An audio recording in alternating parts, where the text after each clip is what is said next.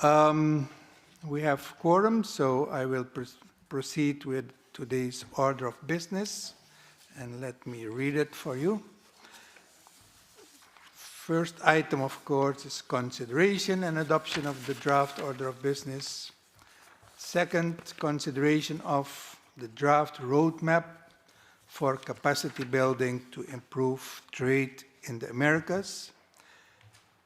And we will have some feedback from you and some initial discussions. It's not yet the final product, so we will give everybody at least 2 weeks to comment on it in writing, and we'll take that on board. Third item is CIDI sectoral ministerial process cycle. We will deal especially with education. And the fourth item is a very special one. That is the special recognition of Executive Secretary for Integral Development. I think you know her, Ms. Kim Osborne. And the fifth one, other business. I think we can wrap up a little bit early today, but let's see how it goes.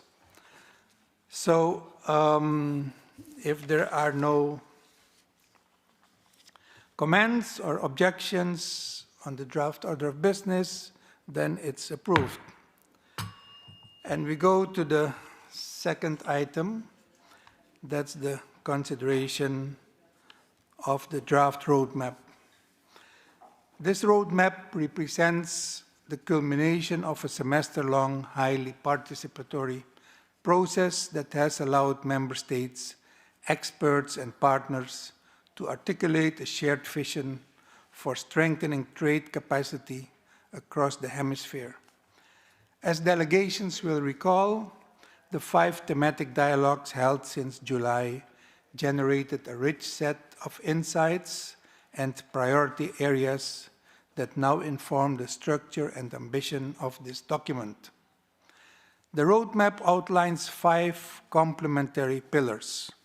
First, human capital and skills for trade, emphasizing the need to align TFED and workforce systems with trade-intensive sectors, expand language training, and strengthen public-private academic coordination to close persistent skills gap.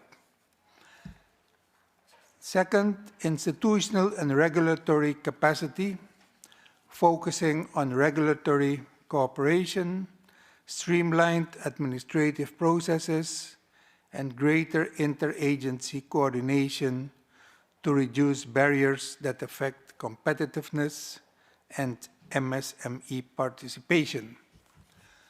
Third, MSME formalization, finance, and market access, addressing challenges related to informality, limited access to finance, and low export readiness, while proposing targeted tools, including digital transactions and export readiness support to help MSMEs integrate into value chain. 4, logistics, connectivity, and supply chain integration, highlighting opportunities to modernize customs, leverage digital platforms, improve multimodal corridors, and strengthen interoperability to reduce trade costs and enable nearshoring and regional value chain participation. And 5th, building resilience and sustainability, recognizing that small economies, women, youth, rural communities, and indigenous peoples often face additional constraints, and proposing tailored capacity building and digital inclusion initiatives to support their full participation in trade. Across these pillars, the roadmap proposes concrete activities, from working groups and communities of practice to digital trade initiatives, public-private advisory groups, and expanded cooperation through Cooperanet. The document also sets out a governance and monitoring framework, including collaboration with international partners that will help ensure accountability and track progress over time. The draft before you is therefore a reflection of the priorities, needs, and cooperation avenues identified by member states, and is intended to serve as a living framework that supports sustained institutional strengthening across the Americas. I now open the floor for initial comments from delegations on the substance of the draft roadmap, on its structure, and the proposed areas of cooperation. Your feedback today will help guide the next stage of consolidation. So what we intend to do actually is have a discussion today, get some feedback, allow all member states 2 weeks to write in further suggestions and comments, and then we'll finalize this roadmap before the end of the year, and during the next CIDI meeting in January, it will be approved formally. Thank you, and the floor is open.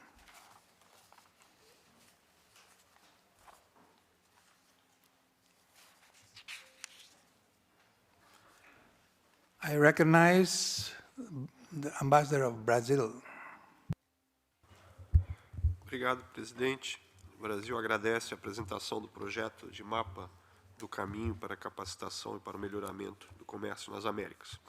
Coincidimos com o entendimento contido no documento de que um desenvolvimento mais inclusivo e sustentável está relacionado ao investimento em formação de pessoas e fortalecimento de instituições.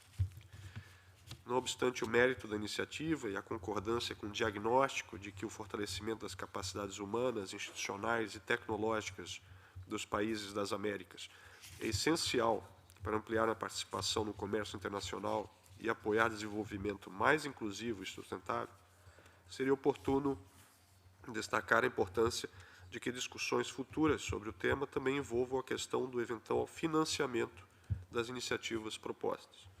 Desse modo, entendemos que o projeto deveria ser recebido como insumo para discussões e não adotado imediatamente para implementação pela CIDI. Sugerimos, ademais, que ao projeto apresentado seja agregado o levantamento das iniciativas já existentes na OEA, nas áreas discutidas ao longo das últimas 5 sessões temáticas do CIDI, a fim de facilitar o intercâmbio de boas práticas.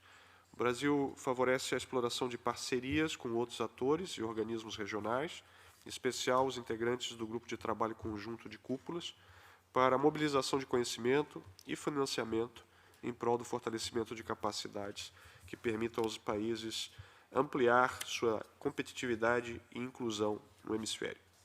No tocante às propostas de expansão de programas já existentes da OEA, como o CooperaNet, o Language Cooperation Program e Economically Empowered Women for Equitable and Resilient Societies, o Brasil coincide com a visão do secretário-geral da OEA no sentido de que é necessário ampliar o conhecimento do público sobre o papel da organização e de suas diversas ferramentas disponíveis para promover o desenvolvimento integral e sustentável nas Américas. Muito obrigado.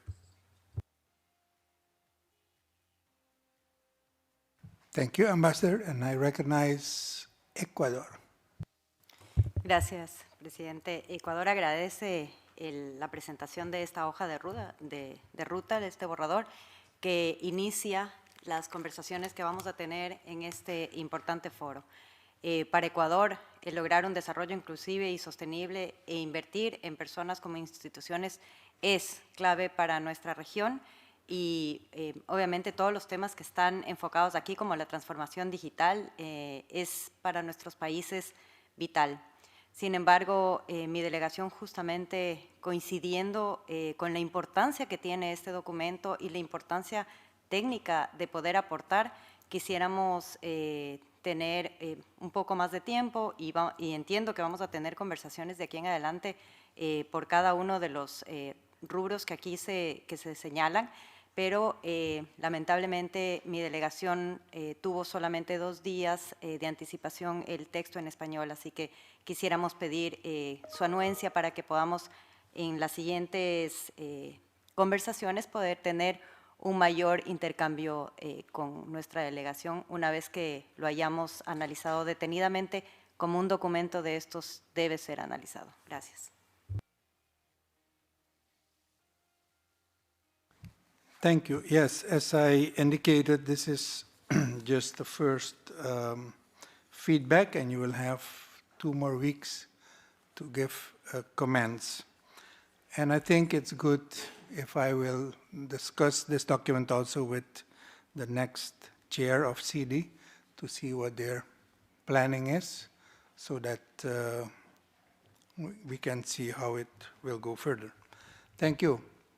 The Ambassador of Mexico is recognized.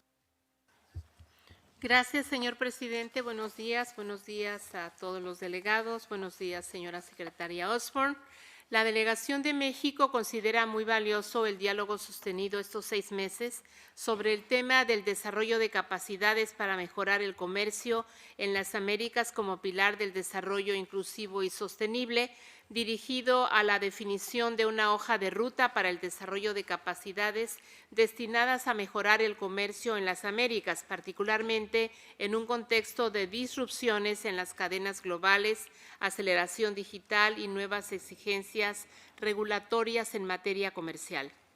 Agradecemos el proyecto de hoja de ruta que fue circulado, el cual integra elementos claves, incorpora un diagnóstico del estado que guarda la región, identificando brechas existentes, así como prioridades y cursos de acción para atenderlas con propuestas constructivas que alienten las capacidades en el ámbito comercial. De particular relevancia resulta el énfasis que se ha dado a las micro, pequeñas y medianas empresas, que son motores de desarrollo y medio para hacer llegar los beneficios del comercio y la inversión a las personas, a las empresas que son lideradas por mujeres, jóvenes, pueblos indígenas y otros grupos en situación de vulnerabilidad que no están integrados a las cadenas de valor. Coincidimos en la importancia de adoptar medidas dirigidas a la simplificación de trámites aduaneros y la cooperación regulatoria, así como el esfuerzo por capitalizar las herramientas y medios con los que actualmente ya cuenta el pilar de desarrollo de la OEA, como Cooperanet y el proyecto de mujeres económicamente empoderadas para sociedades equitativas y resilientes. Sin embargo, se estima que acciones adicionales podrían fortalecer la hoja de ruta, como actividades en materia de educación financiera y de inclusión digital. Esta última mediante consulta y colaboración con la Comisión Interamericana de Ciencia y Tecnología, la COMCIT, y la Comisión Interamericana de Telecomunicaciones, CITEL. De igual forma, se considera conveniente conocer el impacto financiero que las medidas propuestas tendrán para su ejecución. En este contexto, el proyecto de hoja de ruta puede ser considerado un documento base que podría continuarse enriqueciendo a la vez que se define el mecanismo más adecuado para su seguimiento e implementación. México considera que el intercambio de buenas prácticas y la promoción de una mayor cooperación intrarregional son fundamentales, así como la recuperación de las experiencias exitosas que procesos de integración subregionales han logrado alcanzar en materia comercial para impulsar este propósito. Señor presidente, mi delegación reafirma su compromiso para impulsar una integración comercial más equitativa, inclusiva y sostenible que aliente el desarrollo de las MIPYMES y de la economía regional en su conjunto, colocando en el centro del bienestar a las personas y la prosperidad compartida con justicia social. Gracias, presidente. Thank you. And I give the floor now to Costa Rica. Muchas gracias, señor presidente, señora secretaria ejecutiva. En primer lugar, mi delegación quisiera agradecer la presentación de la propuesta de hoja de ruta para el fortalecimiento de capacidades en comercio en las Américas. Destacamos el valioso y complejo trabajo realizado por la Presidencia y por la Secretaría Ejecutiva, articulando y estructurando un documento que busca impulsar un comercio más inclusivo, moderno y sostenible en la región. No obstante, Costa Rica desea subrayar un aspecto procedimental esencial para asegurar una participación plena y efectiva de todos los Estados miembros. Consideramos indispensable que los documentos de esta naturaleza, por su complejidad, alcance técnico y relevancia, sean circulados con la debida antelación y en los 4 idiomas oficiales de la OEA. Esto no es un detalle menor. Garantizar la difusión oportuna y multilingüe no solo permite a nuestras autoridades competentes analizar adecuadamente el contenido del documento, sino también emitir observaciones de fondo que enriquezcan la construcción y validación del mismo. Destacamos la importancia de que los documentos como esta hoja de ruta sean discutidos por los Estados miembros. Es fundamental que la distribución de los textos considere los tiempos necesarios para un diálogo intergubernamental amplio. Esto implica no solo poder consultar con nuestros capitales, sino también generar un espacio de diálogo y un intercambio sustantivo entre las delegaciones, consolidando así un documento de verdadero alcance regional, que refleje las prioridades, necesidades y desafíos comunes. Costa Rica solicita, señor presidente, muy respetuosamente que la consideración del documento se retome el próximo semestre, con el fin de contar con el tiempo necesario para obtener la retroalimentación suficiente de las autoridades nacionales. Reiteramos nuestro agradecimiento a la Presidencia y a la Secretaría Ejecutiva por su liderazgo y trabajo realizado durante todo el semestre y nos comprometemos a seguir participando activamente en el proceso. Muchas gracias. Thank you. And I give the floor now to the United States. Good morning. Thank you, Mr. Chair. The United States acknowledges and appreciates the Chair's focus on the theme of capacity building to improve trade in the Americas during this CIDI semester.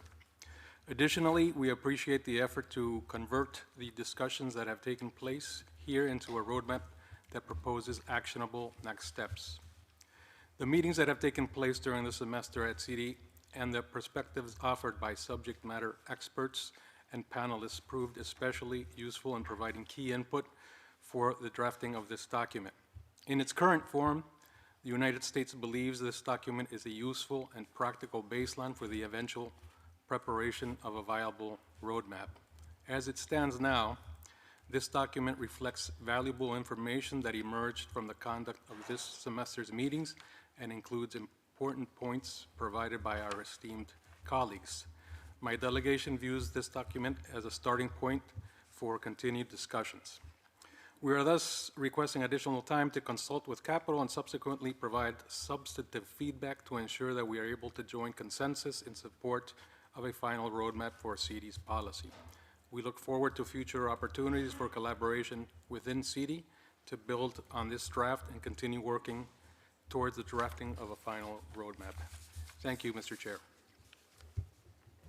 Thank you, and I give the floor now to the Ambassador of Uruguay. Gracias, presidente. Uruguay se ha incorporado en este segundo semestre de lleno al trabajo de la CIDI, así que le agradecemos esta hoja de ruta que ha puesto sobre la mesa y tal parece que tendremos la responsabilidad de ocupar la presidencia en el próximo semestre, así que también adelantar nuestra disposición para dar continuidad a esta discusión que hoy comienza. Creo que ha sido una muy buena oportunidad para dialogar con claridad sobre la relación estructural que existe entre comercio, desarrollo productivo y fortalecimiento institucional en las Américas. Felicitamos a la Presidencia por los distintos temas abordados que han permitido comprender que la competitividad de un país y la región no puede sostenerse sin una arquitectura de capacidades que integre al Estado, al sector privado y a los trabajadores. El comercio de hoy, a juicio de Uruguay, no se define por los aranceles, sino por las capacidades.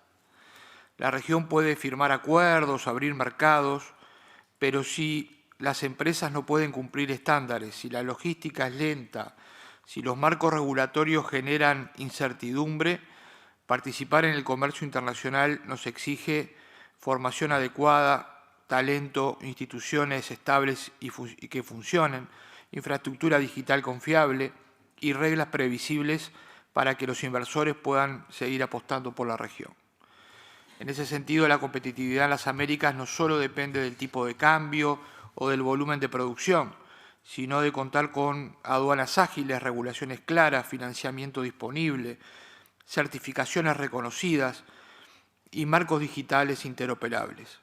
Sin estos elementos, el país o los países quedan afuera de las cadenas de valor actuales, aun cuando tengan una capacidad productiva robusta. En ese marco, Uruguay se encuentra transitando un camino de fortalecimiento en los 5 ejes planteados por la presidencia de la CIDI en este semestre. Uruguay ha construido activos significativos en estos planos: estabilidad política institucional, matriz energética renovable y confiable, conectividad digital universal y un entorno regulatorio que no cambia de forma abrupta y que los distintos gobiernos, sean del signo que sean, han mantenido en los últimos 20 años. Estas condiciones no garantizan de por sí las inversiones, pero sí ayudan a eliminar la incertidumbre, que es el primer filtro que muchas veces los inversores buscan pasar o analizan a la hora de definir una inversión.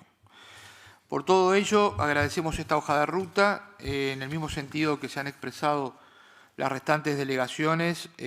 Aspiramos a estudiarla en profundidad, a hacer las consultas correspondientes con la capital, que todavía no hemos tenido esa oportunidad por los tiempos. Y bueno, si nos toca darle seguimiento a estas discusiones, le daremos con mucho gusto. Muchas gracias. Thank you, Ambassador, and I give the floor to Canada. Merci, Monsieur le Président. Le Canada remercie le Président ainsi que le CIDI pour cette feuille de route et pour avoir organisé les précédentes discussions sur la manière dont l'OEA peut renforcer les capacités afin d'améliorer le commerce dans les Amériques.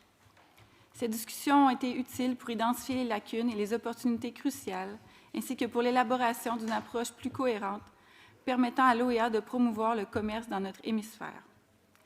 Le commerce demeure une pierre angulaire de l'engagement du Canada dans les Amériques. Nous voyons un potentiel d'alignement entre les objectifs de la feuille de route et nos priorités visant à renforcer la résilience des chaînes d'approvisionnement, soutenir la croissance économique inclusive et promouvoir l'innovation dans la région. Mr. Chair, we would like to underscore the importance of ensuring that the concrete activities and initiatives outlined in the roadmap focus on areas where the OAS has clear expertise and comparative advantages. Leveraging existing OAS programs, such as the various existing inter-American networks, working groups, and events focusing on capacity building and institutional strengthening, will maximize impact and avoid duplication of efforts. This approach will also ensure efficient use of resources and reinforce the credibility of the organization as a convener and implementer. We appreciate that you are giving additional time to review the roadmap so we can provide more substantive feedback. Canada stands ready to collaborate with member states and the CIDI to advance these priorities and translate the roadmap into tangible results for our citizens. Thank you, Mr. Chair. Thank you, Canada, and I give the floor to Guatemala. Muchas gracias, señor presidente, distinguidos representantes y delegaciones. Al ser esta última sesión del CIDI en el presente semestre, Guatemala reconoce la visión y la conducción de su presidencia, que impulsó diálogos sustantivos que enriquecieron nuestra comprensión sobre los retos y oportunidades del comercio, así como la importancia del desarrollo del capital humano e institucional para avanzar en este ámbito. En estas sesiones ofrecieron insumos valiosos que orientaron nuestro trabajo hacia un enfoque más integrado y colaborativo. Como producto de este semestre, mi delegación agradece a su presidencia como también a la Secretaría por la elaboración del borrador de la hoja de ruta para el desarrollo de capacidades destinadas a mejorar el comercio en las Américas, que hoy se presenta oficialmente en este Consejo.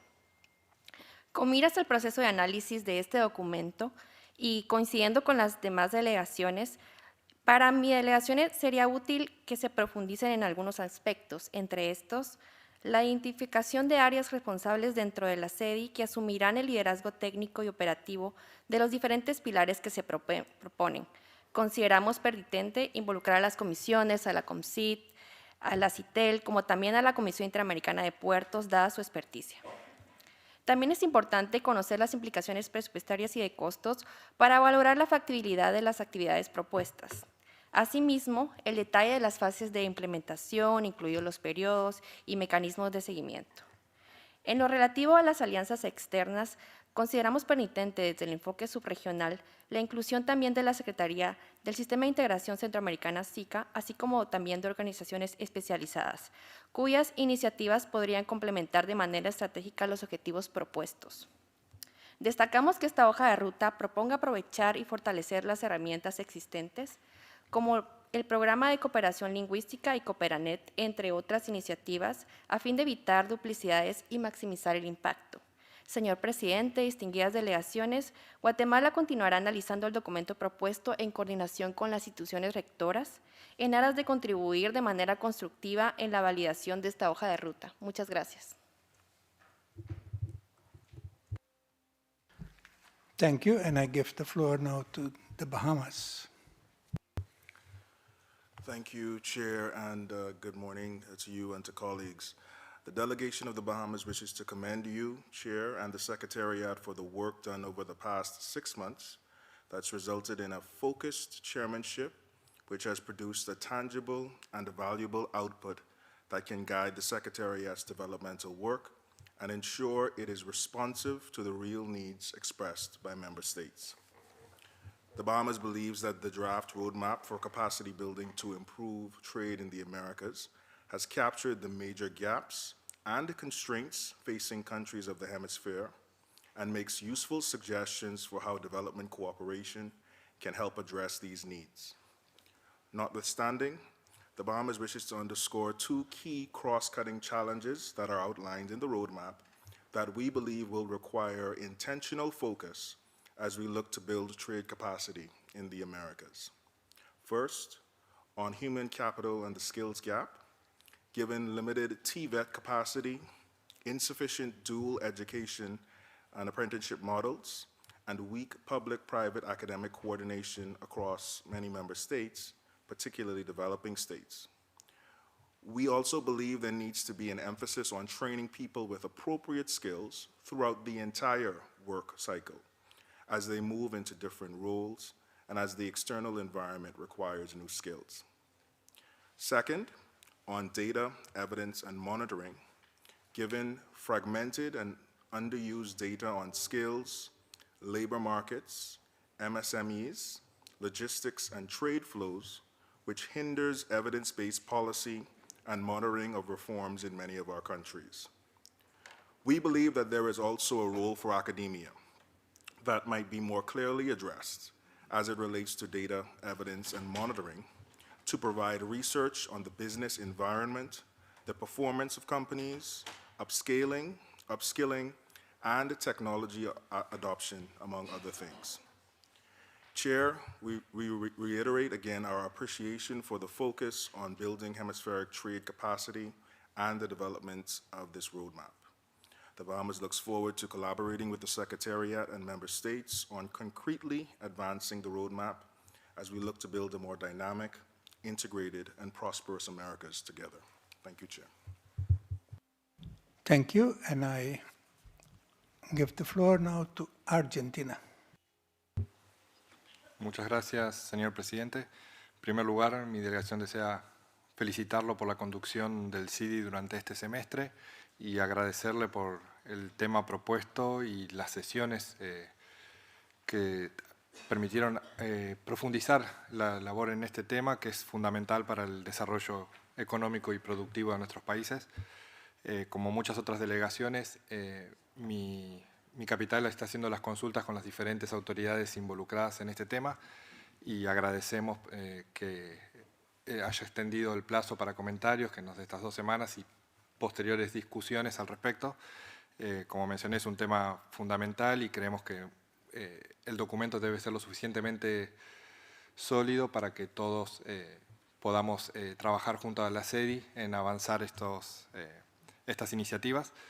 Y también quisiera mencionar, como algunas otras delegaciones, que valoramos el hecho de que haya incluido herramientas que ya están en existencia, como Cooperanet o el Programa de Cooperación Lingüística. Creemos también que se podría agregar el Intercambio de Competitividad de las Américas, el ACE, así como también, como mencionó la delegación de Guatemala, la posibilidad de trabajar con algunas de las comisiones, como la COMCIT o la Comisión Interamericana de Puertos. Creemos que son aportes muy valiosos, así que estamos a disposición para conversar sobre este tema y estaremos enviando nuestros comentarios en las próximas 2 semanas. Muchas gracias. Thank you. And I give the floor now to El Salvador. Muchas gracias, señor presidente. Agradecemos a su presidencia por el trabajo realizado durante este segundo semestre, en que se ha priorizado el diálogo del fortalecimiento de capacidades para mejorar el comercio en nuestro hemisferio. El Salvador tiene el firme compromiso para el desarrollo de un ecosistema de negocios ágiles, sencillos y modernos que abra las puertas a una mayor competitividad. Es por ello que reconocemos, señor presidente, su dedicación en obtener resultados concretos en la temática. En especial, agradecemos la propuesta de hoja de ruta para el desarrollo de capacidades destinadas a mejorar el comercio en las Américas. Como primer paso novedoso e insumo relevante para continuar el trabajo eficaz, coordinado, que evite duplicar acciones y que nos permita desde este Consejo fortalecer el pilar de desarrollo integral a través del impulso del comercio en la región. En este esfuerzo, para que el texto refleje adecuadamente las prioridades y capacidades de nuestros Estados miembros en materia comercial, previo a su adopción, es indispensable que se otorgue el tiempo necesario para que las delegaciones realicemos las consultas con nuestras autoridades, como ya lo han expresado otras delegaciones, también que se promuevan reuniones de carácter técnico con nuestras capitales o se revisen herramientas como la Carta Empresarial Interamericana, entre otros, para fortalecer el contenido de la hoja de ruta. Y recomendamos como primer o próximo paso remitir a la Comisión de Políticas de Cooperación Solidaria para el Desarrollo para que su análisis correspondiente se realice durante el primer semestre del 2026 conforme a los procedimientos normativos establecidos por este Consejo. Reiteramos nuestro compromiso en seguir aportando por impulsar acciones conjuntas, firmes y creativas que contribuyan a fortalecer el desarrollo de nuestra región. Muchas gracias.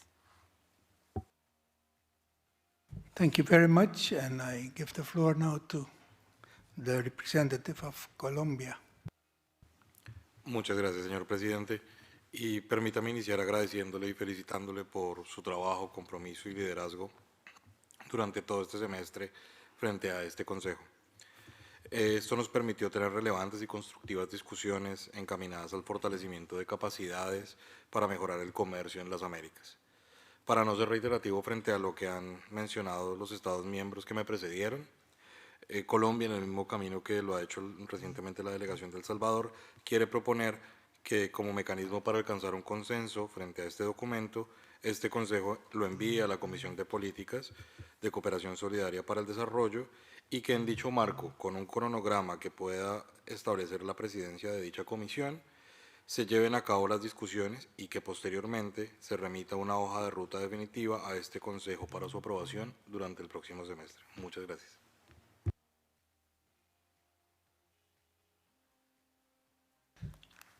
Thank you, and I give the floor now to the Dominican Republic. Gracias, señor presidente. La República Dominicana agradece la presentación del borrador de la hoja de ruta para el desarrollo de capacidades destinadas a mejorar el comercio en las Américas. Reconocemos el esfuerzo de la presidencia del CIDI y de la CIDI para consolidar meses de diálogo técnico y político en un documento integral que refleja los desafíos y oportunidades que compartimos como región. Valoramos especialmente el enfoque en la formalización de las MIPYMES, la mejora de capacidades institucionales y la promoción de la digitalización como instrumentos esenciales para una participación más inclusiva en el comercio. Consideramos que estos elementos son indispensables para avanzar hacia un desarrollo más equitativo y sostenible. En ese sentido, quisiéramos ofrecer algunas observaciones preliminares que a nuestro juicio podrían fortalecer la hoja de ruta. En primer lugar, sugerimos avanzar hacia criterios claros de priorización que permitan identificar aquellas actividades de mayor impacto y viabilidad para los Estados miembros, tomando en cuenta las diferencias en capacidades técnicas y niveles de desarrollo dentro de la región. En segundo lugar, destacamos la importancia de que el documento refleje con mayor claridad los desafíos particulares de las economías pequeñas y de los estados insulares del Caribe, especialmente en materia de logística, conectividad, comercio de servicios y resiliencia ante vulnerabilidades externas. De igual manera, estimamos oportuno reforzar la articulación con mandatos y plataformas ya existentes en la organización como Cooperanet y las iniciativas de competitividad y MIPYMES, a fin de evitar duplicaciones y asegurar un uso eficiente de los recursos. Finalmente, alentamos a que la sección de seguimiento incorpore indicadores más específicos y medibles que permitan evaluar los avances de manera objetiva, así como una descripción más precisa del rol de la CIDI en la implementación y de los mecanismos de cooperación con los Estados miembros y socios estratégicos. La República Dominicana reitera su compromiso con este proceso y con la construcción de una agenda comercial hemisférica que promueva la inclusión, la innovación, el desarrollo sostenible. Expresamos nuestra disposición a seguir colaborando activamente durante la etapa de revisión y adopción de esta hoja de ruta. Muchas gracias. Thank you, and I give the floor now to St. Kitts and Nevis. Thank you, Chair. St. Kitts and Nevis would like to commend you and Secretary Osborne on your astute leadership as chair, for this semester, and we thank you for your hard work and guidance. After perusing the document, my delegation believes that this draft roadmap is a useful guide to assist us in achieving our goals of improving trade and the ease of doing business in the region. This is particularly important as it pertains to small, medium, and micro businesses that are most vulnerable and in need of assistance. However, this assistance must include vital training opportunities that lead to capacity building, greater accessibility, technological enhancements, and the leveling overall of the playing field to improve competitiveness and efficiency. Thank you, Chair. Thank you very much, and I thank you all for the feedback. Let me say this. The intention of the roadmap is not just to have some document approved. You know, it's a document for all of us, for all the member states, a document which should have some value, some practical value to be used. And therefore, I think it is really good if we maybe spend more time on it. I said 2 weeks, but we all know that Christmas is near, and maybe a lot of capitals will not work so hard anymore. But we should see this as a document which, you know, will have a Ref 1, Ref 2, Ref 3. We will try to improve it all the time. So I will talk with my successor, the ambassador of Uruguay, how we can do this, because it's also not the intention that we had a good semester and now it's gone. No, it should remain on the agenda, the roadmap, until it's really a document that everyone is satisfied with. And I think it's a document, the Secretariat is still here with us, chairs change, but the Secretariat is there to improve this document continually. And so maybe we should leave it as a document to be improved.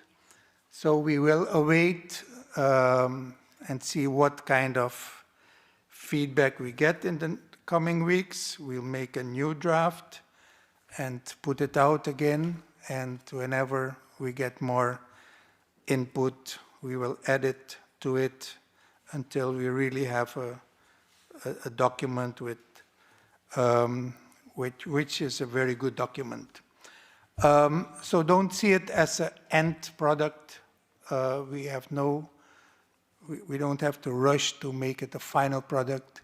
We have time on our side in this respect, and the Secretariat will guard that the document will improve continually. So thank you all for your first feedback and input, and we will come back to that. We now turn to item 3 on our agenda, which concerns the CIDI sectoral ministerial process cycle in education. Delegations have before them the draft resolution titled Change of Dates for the 12th Inter-American Meeting of Ministers of Education, contained in document CIDI Doc 468/25, submitted by the delegation of Ecuador.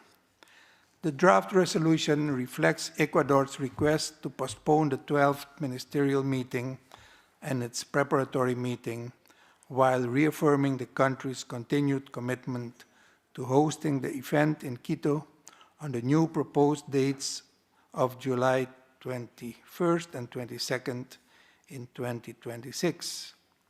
I now open the floor for comments from delegations before we proceed to its adoption.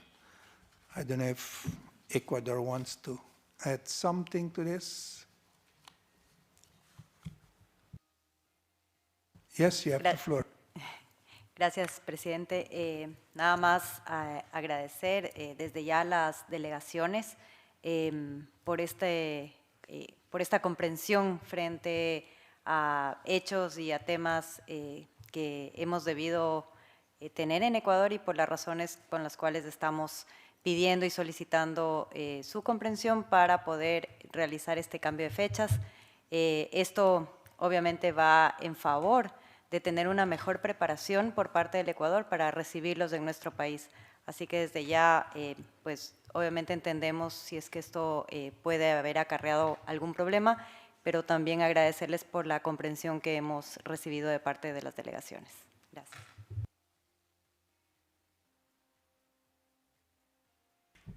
Thank you. And if there are no other comments, I think we can adopt this resolution. Adopted. Thank you. So we now go to the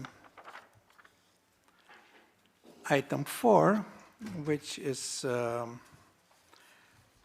special item, special recognition of the Executive Secretary for Integral Development, Ms. Kim Osborne.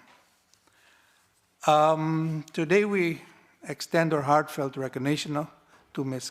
Kim Osborne for her exemplary service, leadership, and unwavering dedication to advancing integral development throughout our hemisphere.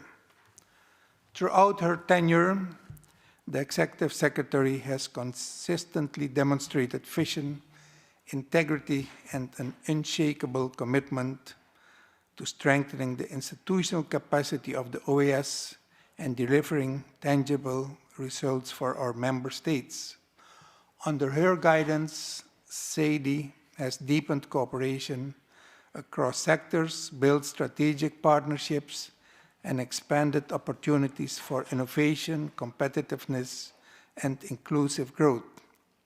Her thoughtful leadership and in-depth understanding of the development priorities of the hemisphere has been instrumental in steering this Council's work, from the modernization of ministerial process to the development of cooperation platforms, to the preparation of the roadmap that we are considering today. She has championed small economies, elevated the needs of vulnerable populations, and fostered collaboration that transcends geography and size. Executive Secretary Osborne, on behalf of CIDI, we offer our sincere appreciation for your dedication, your professionalism, and your enduring contributions to the development agenda of the Americas. Your leadership has been a cornerstone of this Council's progress, and I personally wish to thank you for your guidance and everything that you have given to support the different chairs throughout not only my tenure, but the tenure of other chairs as well. And of course, I open the floor for others who wish to comment on this item. And I recognize the Ambassador of the Bahamas.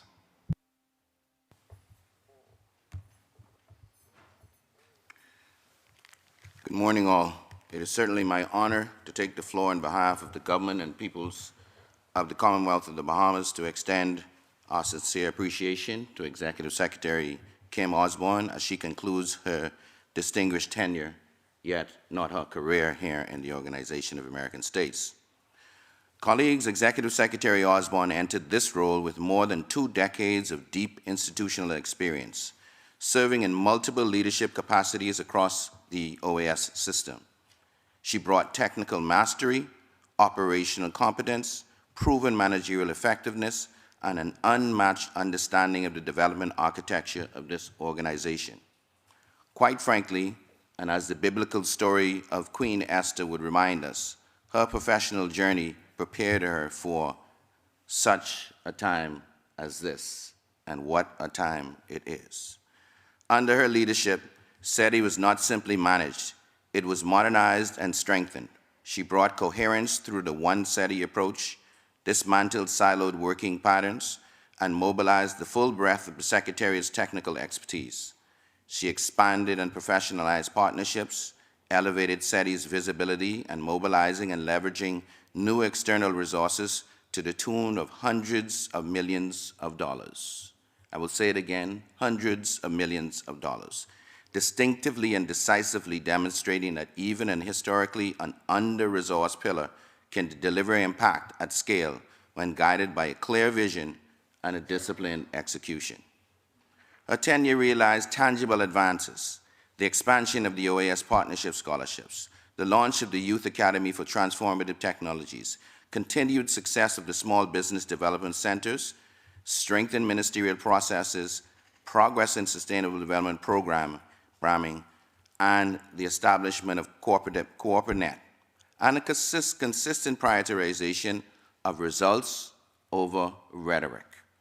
Assuredly, as is the case for all of member states, for the Bahamas, Executive Secretary Osborne has been a steadfast ally, supporting Bahamian leadership in ministerial processes, advancing our chairmanship of the CIDI Policies Committee, and most notably, mobilizing immediate technical and financial support in the aftermath of Hurricane Dorian. Those responses reflected not only competence, but compassion and commitment, and the Bahamas will never forget it. Chair and Executive Secretary Osborne, with your kind indulgence, please allow me to raise 2 brief but important reflections arising from Executive Secretary's tenure. First, Executive Secretary Osborne's service revealed that she often carried multiple executive responsibilities simultaneously, functioning not only as the Executive Secretary for CIDI, but at various long-term moments also stepping as Director of Sustainable Development, Economic Development, Human Development, and effectively performing the functions aligned with the Director General of the Inter-American Agency for Cooperation and Development, IACD. This reality subtly underscores a structural gap that the member states may wish to consider. The IACD, our hemispheric instrument for development cooperation, now carries mandates far too expansive, far too technical and politically sensitive to be fully subsumed within the Executive Secretary's already broad portfolio. Modernizing the Development Cooperation Fund, mobilizing resources across development financial institutions and private sector partners, coordinating South-South and triangular cooperation, and meeting extensive reporting obligations all require specialized and dedicated executive leadership. According and somewhat prescriptively, the Bahamas respectfully proposes that it may be timely for member states to reflect and carefully and objectively consider on whether the current configuration of the IACD fully aligns with the ambitions we have collectively assigned to it. Executive Secretary Osborne's performance has demonstrated both the necessity and the feasibility of strengthened leadership in this space, while highlighting the natural limitations imposed by the existing structure. This proposal is offered merely as a forward-looking reflection that we should act on. Secondly, Chair, with Executive Secretary Osborne concluding her tenure on 31st of December 2025, within a few days, member states will soon confront a matter of legal and institutional significance. Article 117 of the Charter is unequivocal. That is, the Secretary General shall appoint, with the approval of this body, an Executive Secretary for Integral Development. For the Bahamas and for many like-minded delegations, this is not simply a ceremonial provision. It is the one senior trust appointment within this pillar that expressly requires the deliberate approval of member states. Accordingly, the process must be rigorous, strategically grounded, and reflective of the geographic and political balance that defines the organization and this council. The Bahamas also recalls the organization's long-standing yet increasingly fragile commitment to equitable geographic representation at senior levels. We reaffirm that the Caribbean is not a peripheral participant in development cooperation. It is a region whose structural vulnerabilities lies at the heart of the work that CIDI does and of CIDI's mandate. Therefore, the individual appointed to this position must obviously have knowledge of the organization and all member states, but would bear well that they must not simply know the Caribbean from a conceptual distance. They must understand its complexities, speak credibly for its realities, and reflect the geographic balance expressly affirmed by member states. And it is important, but that we be factual. With Ms. Osborne's departure from the post, she remains the only non-trust Caribbean national at P5 level or above in the entire General Secretariat. This is alarming. Caribbean leadership at the senior staff technical levels has become, quite frankly, an increasingly rare, non-existent species. This is not a rhetoric, it is a structural imbalance that must inform our deliberations. As delegations reflect on the broader considerations, leadership, structure, representation, and stewardship, it may be useful to recall that Article 117 exists precisely for these moments. It is a reminder that the development pillar demands executive leadership aligned with both institutional mandates and member state expectations. And finally, colleagues, Executive Secretary's tenure demonstrates what principled, experienced, technically competent leadership can achieve in this organization. Her legacy is profound and lasting. She strengthened a pillar that is essential to our development partnership and to the credibility of the OAS itself. On behalf of the government and people of the Bahamas, we express our profound gratitude, admiration, and pride for our Caribbean sister. As you embark on your next chapter, Kim, know that you leave behind not only a legacy of excellence, but the expectation, indeed, the standard for those who will follow. The Bahamas extends its best wishes for your continued success. And Chair, please note that these remarks will be circulated to the committee for proper reference and to make sure that I am not misquoted. Thank you and this committee for its kind attention. Thank you, Ambassador, and I give the floor to the Ambassador of Brazil. Obrigado, presidente. É uma honra para a delegação brasileira somar-se a esta homenagem à secretária executiva para o Desenvolvimento Integral, nossa querida Kim Osborne. Todas as homenagens não seriam suficientes para expressar nosso agradecimento pelo que ela fez e continua fazendo pelas Américas como secretária executiva ao longo desses últimos 9 anos. O anúncio de que a secretária Osborne sairá da chefia da sede produz um vazio difícil de preencher, tanto pela competência com que lidera a secretaria, quanto por sabermos que as sessões do CIDI e tantas outras ocasiões já não terão mais a presença marcante e amiga da Kim Osborne aqui conosco. Senhor presidente, à frente da sede, a secretária Osborne tem demonstrado o mesmo compromisso e profissionalismo exemplares com que atuou como servidora desta organização antes de aceitar esse desafio. A sua gestão destaca-se pelo trabalho incansável, muitas vezes superando as sérias limitações de recursos, pelo desenvolvimento integral das Américas nas diferentes áreas em que a sede atua. A sua atuação reflete não apenas competência técnica, reconhecida por todos, e ela tem de sobra, mas também sua paixão pelo que faz e sua imensa capacidade de transformar ideias em resultados concretos, promovendo iniciativas que impactam positivamente a vida das pessoas em toda a região. O Brasil teve o privilégio de colaborar de maneira próxima com a secretária Osborne em diferentes frentes. Podemos destacar, entre muitas ações, algumas iniciativas que marcaram o nosso relacionamento. E gostaria de citar 3. O programa PEC-G Caribe, iniciado no ano passado, um programa que estimula jovens caribenhos a realizarem seus estudos de graduação no Brasil, para depois regressarem a seus países como médicos, enfermeiros, engenheiros, agrônomos, entre outras profissões. Há poucos dias, compartilhamos com a sede testemunhos recebidos de integrantes da primeira turma de bolsista.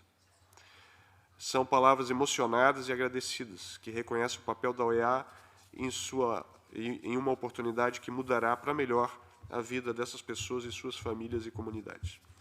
Recordo também o lançamento do Centro de Excelência da OEA em Inovação Oceânica, em conjunto com a Universidade de São Paulo.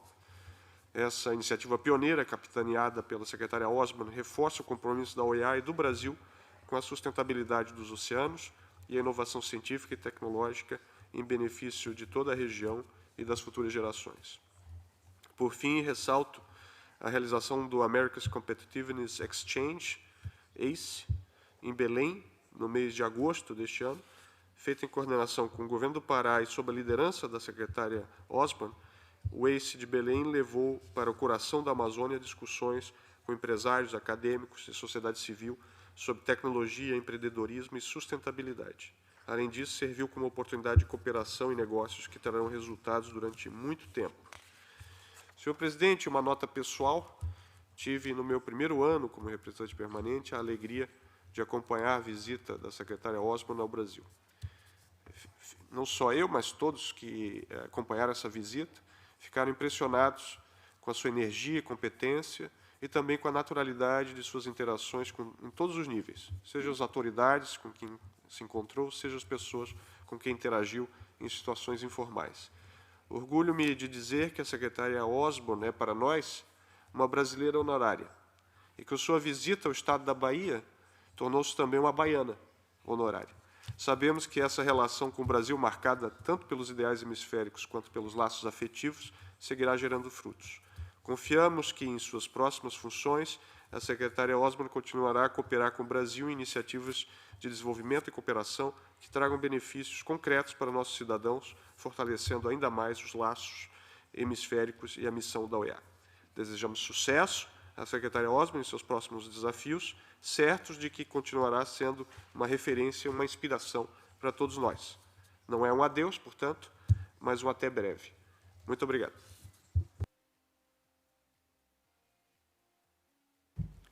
Thank you, Ambassador. And I give the floor to the Ambassador of Mexico. Gracias, señor presidente. México reconoce la destacada labor de la secretaria ejecutiva Kim Osborne, quien con gran liderazgo, compromiso y profesionalismo se ha dedicado de manera incansable a cumplir los mandatos de los Estados miembros en la OEA, fortaleciendo el desarrollo económico, social y humano inclusivo y sostenible en las Américas, así como alianzas con otros organismos y con actores del sector público y privado, haciendo mucho con muy pocos recursos.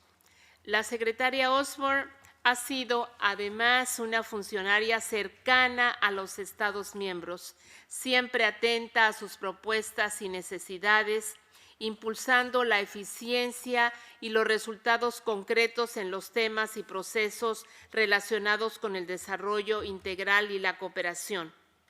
Los Estados miembros hemos sido testigos de su alta eficiencia, su proactivo desempeño y disposición para hacer eficientes los procesos y para dar cumplimiento a los mandatos dirigidos a la Secretaría Ejecutiva a su cargo, haciéndolo con transparencia y rendición de cuentas.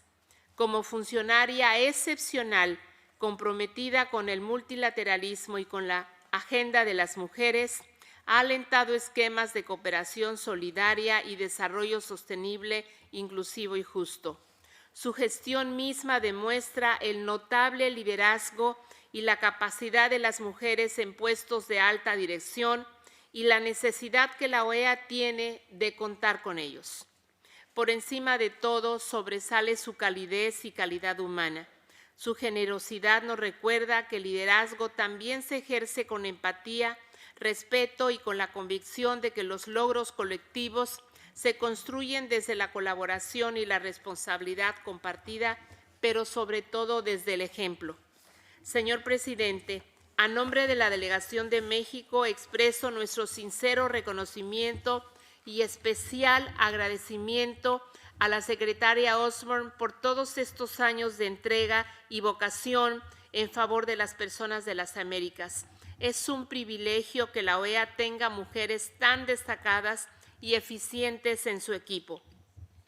La persona que la suceda en el cargo tendrá un gran ejemplo en el desempeño de la secretaria Osborne y deberá esforzarse mucho para conservar su legado y sus logros, su entrega y su eficiencia, su liderazgo y su sólida experiencia. Reciba usted, secretaria Osborne, nuestro sincero reconocimiento y admiración por un desempeño que honra a esta institución, que honra a su país, Dominica, y que nos enriquece a todos. Le deseamos el mayor de los éxitos. Gracias, querida secretaria Osborne, por ser inspiración y brújula. Valoramos mucho el trabajo ejemplar que ha realizado. Gracias, presidente. Thank you, Ambassador, and I give the floor to the delegation of Suriname. Thank you, Mr. Chair. The delegation of Suriname is honored to join member states in paying special tribute to Ms. Kim Osborne as she concludes her service as Executive Secretary for the Inter-American Council of Integral Development, CIDI. Ms. Osborne has served our hemisphere with remarkable dedication and vision. Under her leadership, the OES development pillar became more responsive, more inclusive, and more impactful. By strengthening support for MSMEs and advancing innovative tourism and small business initiatives, thousands of small entrepreneurs gained access to better tools, training, and markets. Her work in institutionalizing sustainable tourism practices has improved the resilience of small tourism enterprises, a vital sector for many of our economies. Executive Secretary Osborne further deepened inter-American cooperation by forging strategic partnerships with regional and international institutions and promoting South-South cooperation. Equally important, her leadership strengthened the critical link between education and economic development, encouraging member states to adopt policies that help prepare young people for meaningful participation in a rapidly changing global economy. Throughout her tenure, she consistently elevated inclusive development, earning recognition within the organization for her exceptional performance and high standards of service. Beyond these achievements, what Suriname values most is the spirit she brought to this work, a spirit of genuine partnership, of listening, of ensuring that even the smallest and most vulnerable states felt seen, supported, and included. Her warmth, professionalism, and steady guidance have elevated this council and inspired us all. Her legacy will remain strong within CIDI and across the OAS community. Thank you for your service. Thank you, Mr. Chair. Thank you. And I give the floor to the delegation of Ecuador. Muchas gracias. El Ecuador desea unirse a lo expresado por otras delegaciones en reconocimiento a la gestión de la señora Kim Osborne al frente de la Secretaría de Desarrollo Integral de esta organización durante estos años, habiendo impulsado iniciativas de especial relevancia para todos los Estados miembros. En concordancia con la visión que el Ecuador sostiene en esta organización, subrayamos que durante su gestión se promovieron iniciativas coherentes con los principios fundamentales que orientan nuestra acción multilateral, tales como inclusión, participación activa y el fortalecimiento del diálogo regional. Estos esfuerzos, que incluyeron programas y proyectos en áreas claves como educación, cultura, innovación, competitividad, pequeñas y medianas empresas, adaptación climática, cooperación técnica, entre otras, fueron el fiel reflejo de su liderazgo y la claridad en lo que esta organización demanda. El cierre de este ciclo nos invita a reconocer el trabajo realizado y expresar nuestro agradecimiento por su compromiso con el fortalecimiento institucional en la búsqueda de resultados concretos que han contribuido de manera significativa al avance de las prioridades de nuestros estados. Nuestra diplomacia apuesta, al igual que usted, por el diálogo, la cooperación y la articulación de esfuerzos frente a desafíos comunes, desde una América diversa, incluyente e interconectada, consciente de que los avances alcanzados constituyen una base sólida sobre la cual construir al futuro. Conocemos de su trayectoria, sólida en el ámbito del desarrollo integral y la cooperación internacional. A lo largo de su carrera, ha impulsado la equidad y el empoderamiento de comunidades que combinan una visión estratégica con una profunda sensibilidad social. Por ello, no tenemos dudas de que seguirá contribuyendo con esa misma visión en sus retos profesionales futuros. Le deseamos lo mejor y le agradecemos. Thank you, and I give the floor to the delegation of Trinidad and Tobago. Thank you, Chair. The delegation of Trinidad and Tobago is honored to join colleagues in recognizing Ms. Kim Osborne upon the completion of her distinguished tenure as Executive Secretary for Integral Development. Ms. Osborne's leadership at the Executive Secretariat for Integral Development has been marked by clarity of purpose and inclusivity of process. She consistently championed practical, demand-driven cooperation that reflects the priorities of our member states and this gives real meaning to the development pillar of the OAS.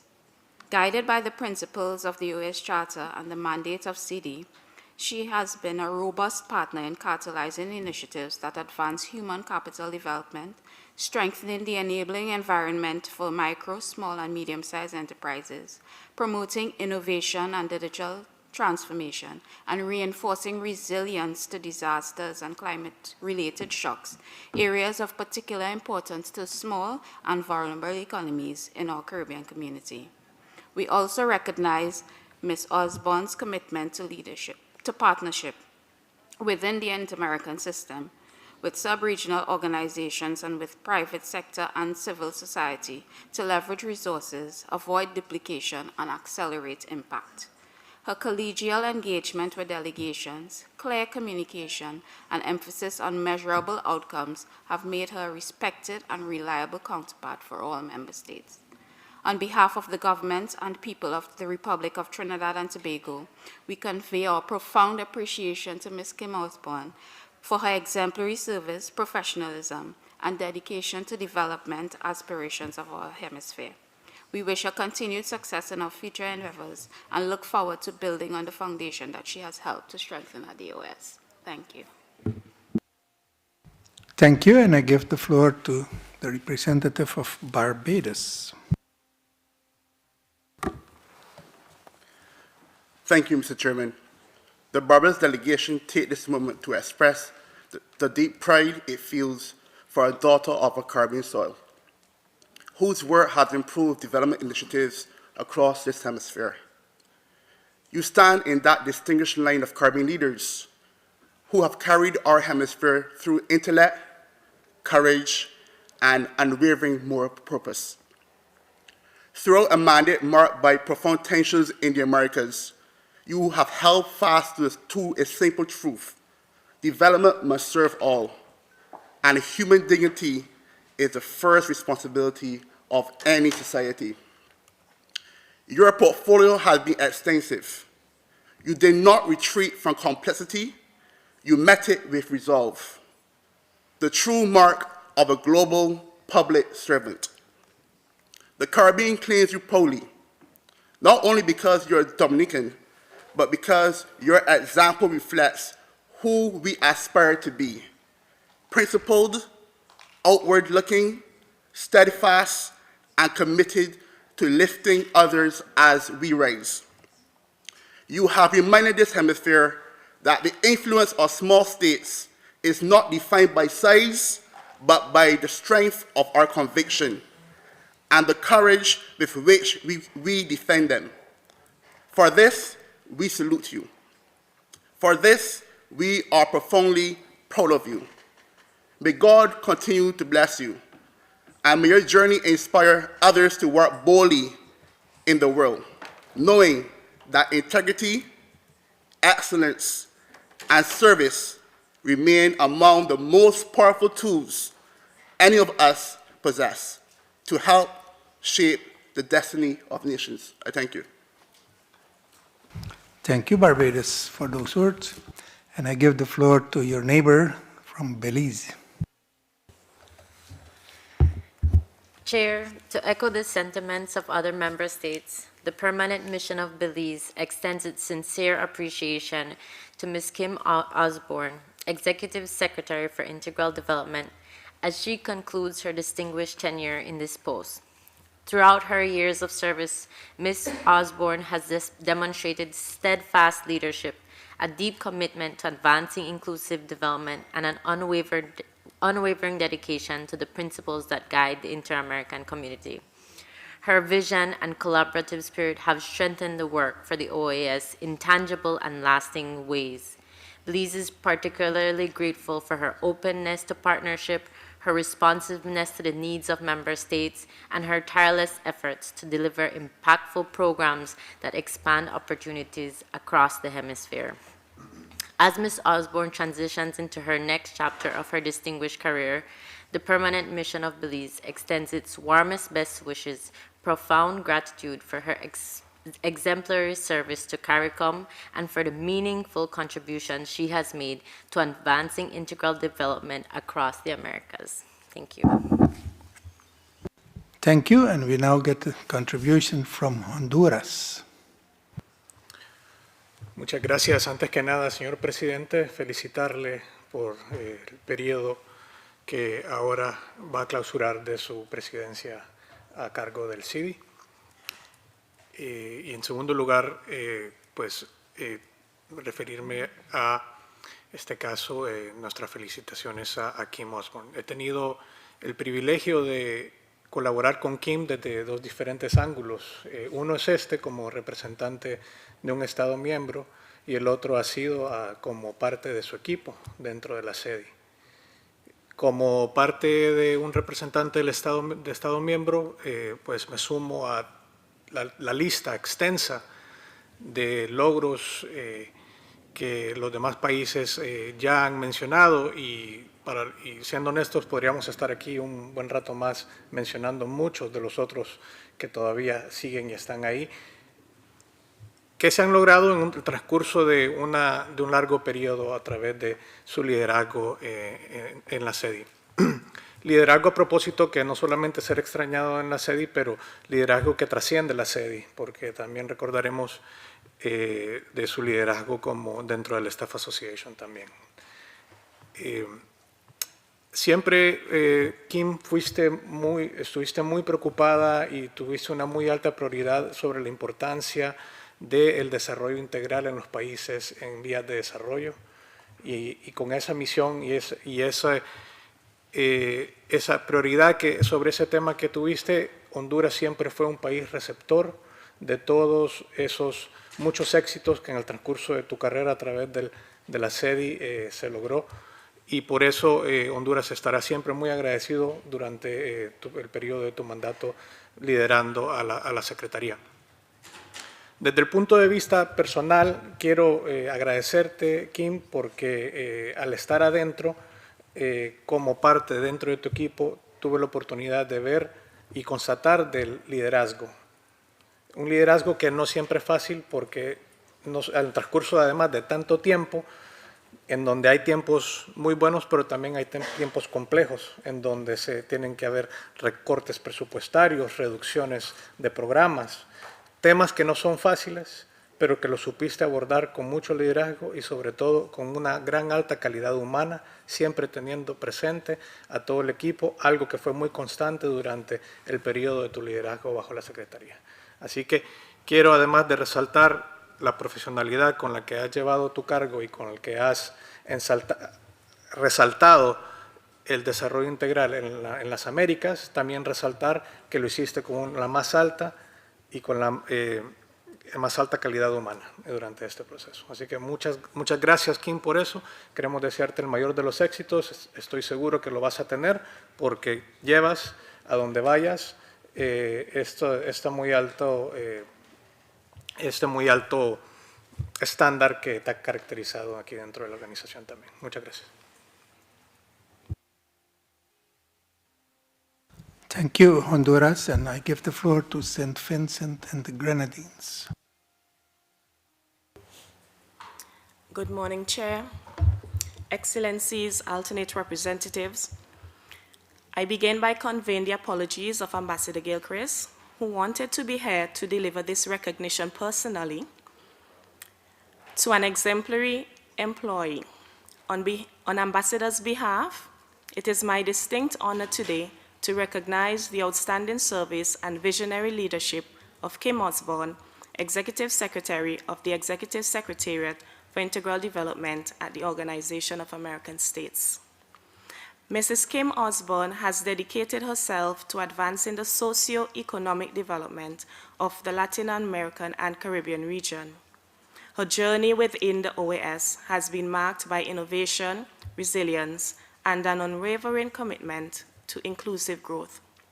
As Executive Secretary, she has led the development pillar, one of the 4 pillars of our organization, championing programs in education, innovation, micro, small, and medium-sized enterprises, and climate adaptation, all areas of primacy to the region.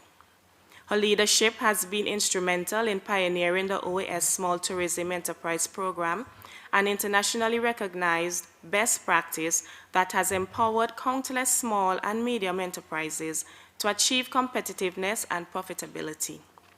She is also co-author of the Business Management and Operations Manual for Small Hotels and has spearheaded capacity building initiatives that have left a lasting mark on the region. Mrs. Osborne's ability to navigate complex political landscapes to deliver tangible results is a testament to her skill and dedication. As head of the Technical Cooperation Section, she restructured the OAS Development Cooperation Fund and promoted an alliance model that maximizes multi-stakeholder partnerships for development. Her efforts have secured numerous partnership agreements with international and regional organizations, amplifying the reach and impact of the OAS. Beyond her professional achievements, Kim Osborne is known for her collaborative spirit, her commitment to empowering others, and her belief in the transformative power of cooperation. She is a 3-time recipient of the OAS Outstanding Performance Award and has served as president of the Staff Association, where she championed initiatives to improve work-life balance and staff well-being. Today, as we recognize Kim Osborne, We celebrate not only her remarkable accomplishments, but also the values she embodies: integrity, inclusivity, and a steadfast dedication to the betterment of our hemisphere. Her legacy is one of progress, partnership, and hope for a more just and prosperous future for all. On behalf of the Permanent Mission of St. Vincent and the Grenadines, I extend our deepest gratitude and admiration. Thank you, Mrs. Osborne, for your exemplary service and for inspiring us all to strive for excellence. Thank you.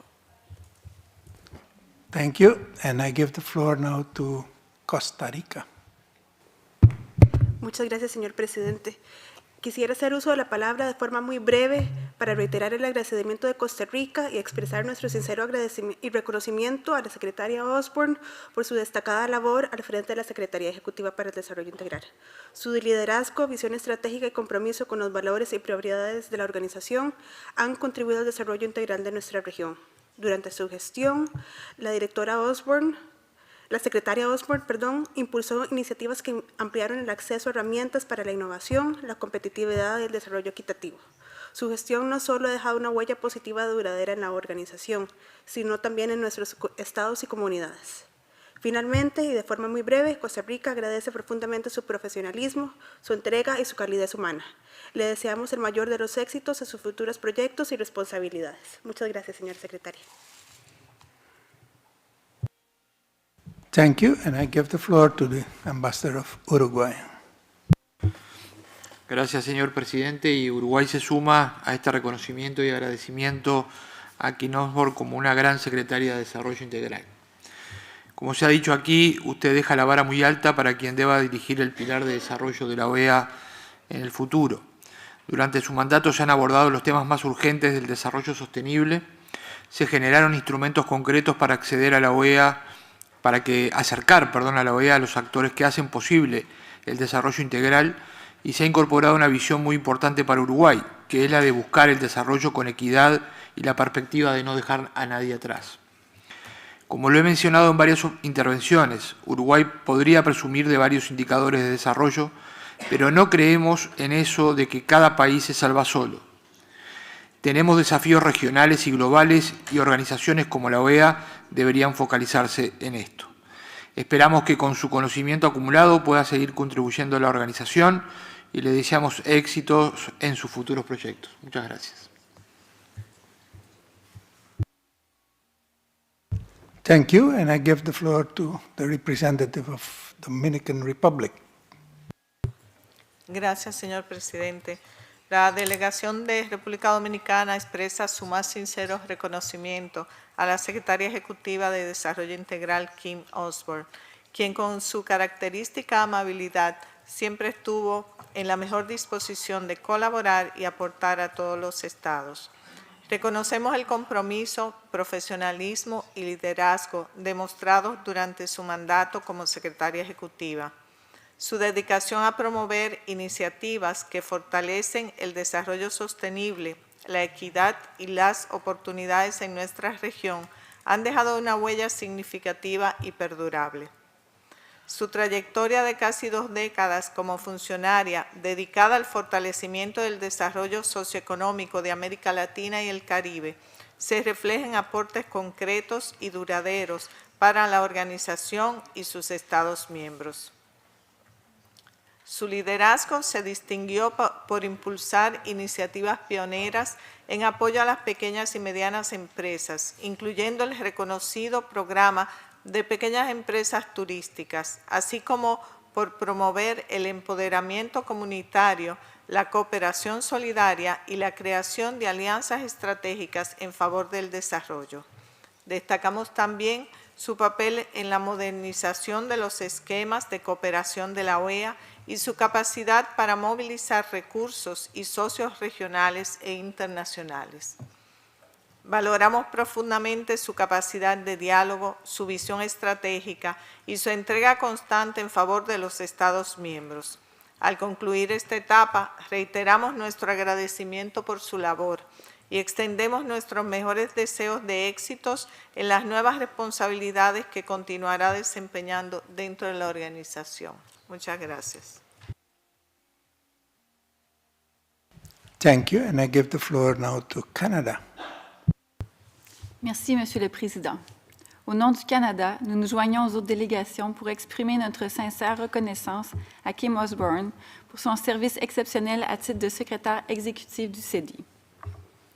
Son mandat a été marqué par son engagement indéfectible en faveur d'un développement inclusif et durable à travers les Amériques.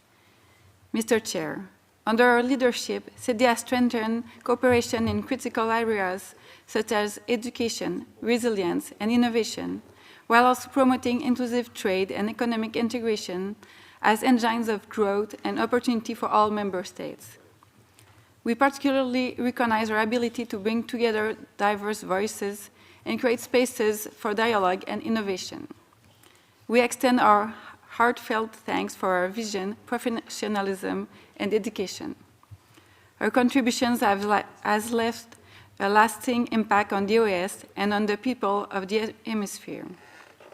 We wish you every success in your new chapter, and we look forward to keeping working with you in your new role. Thank you, Mr. Chair, and thank you. Thank you, Canada, and I give the floor to the delegation of Paraguay.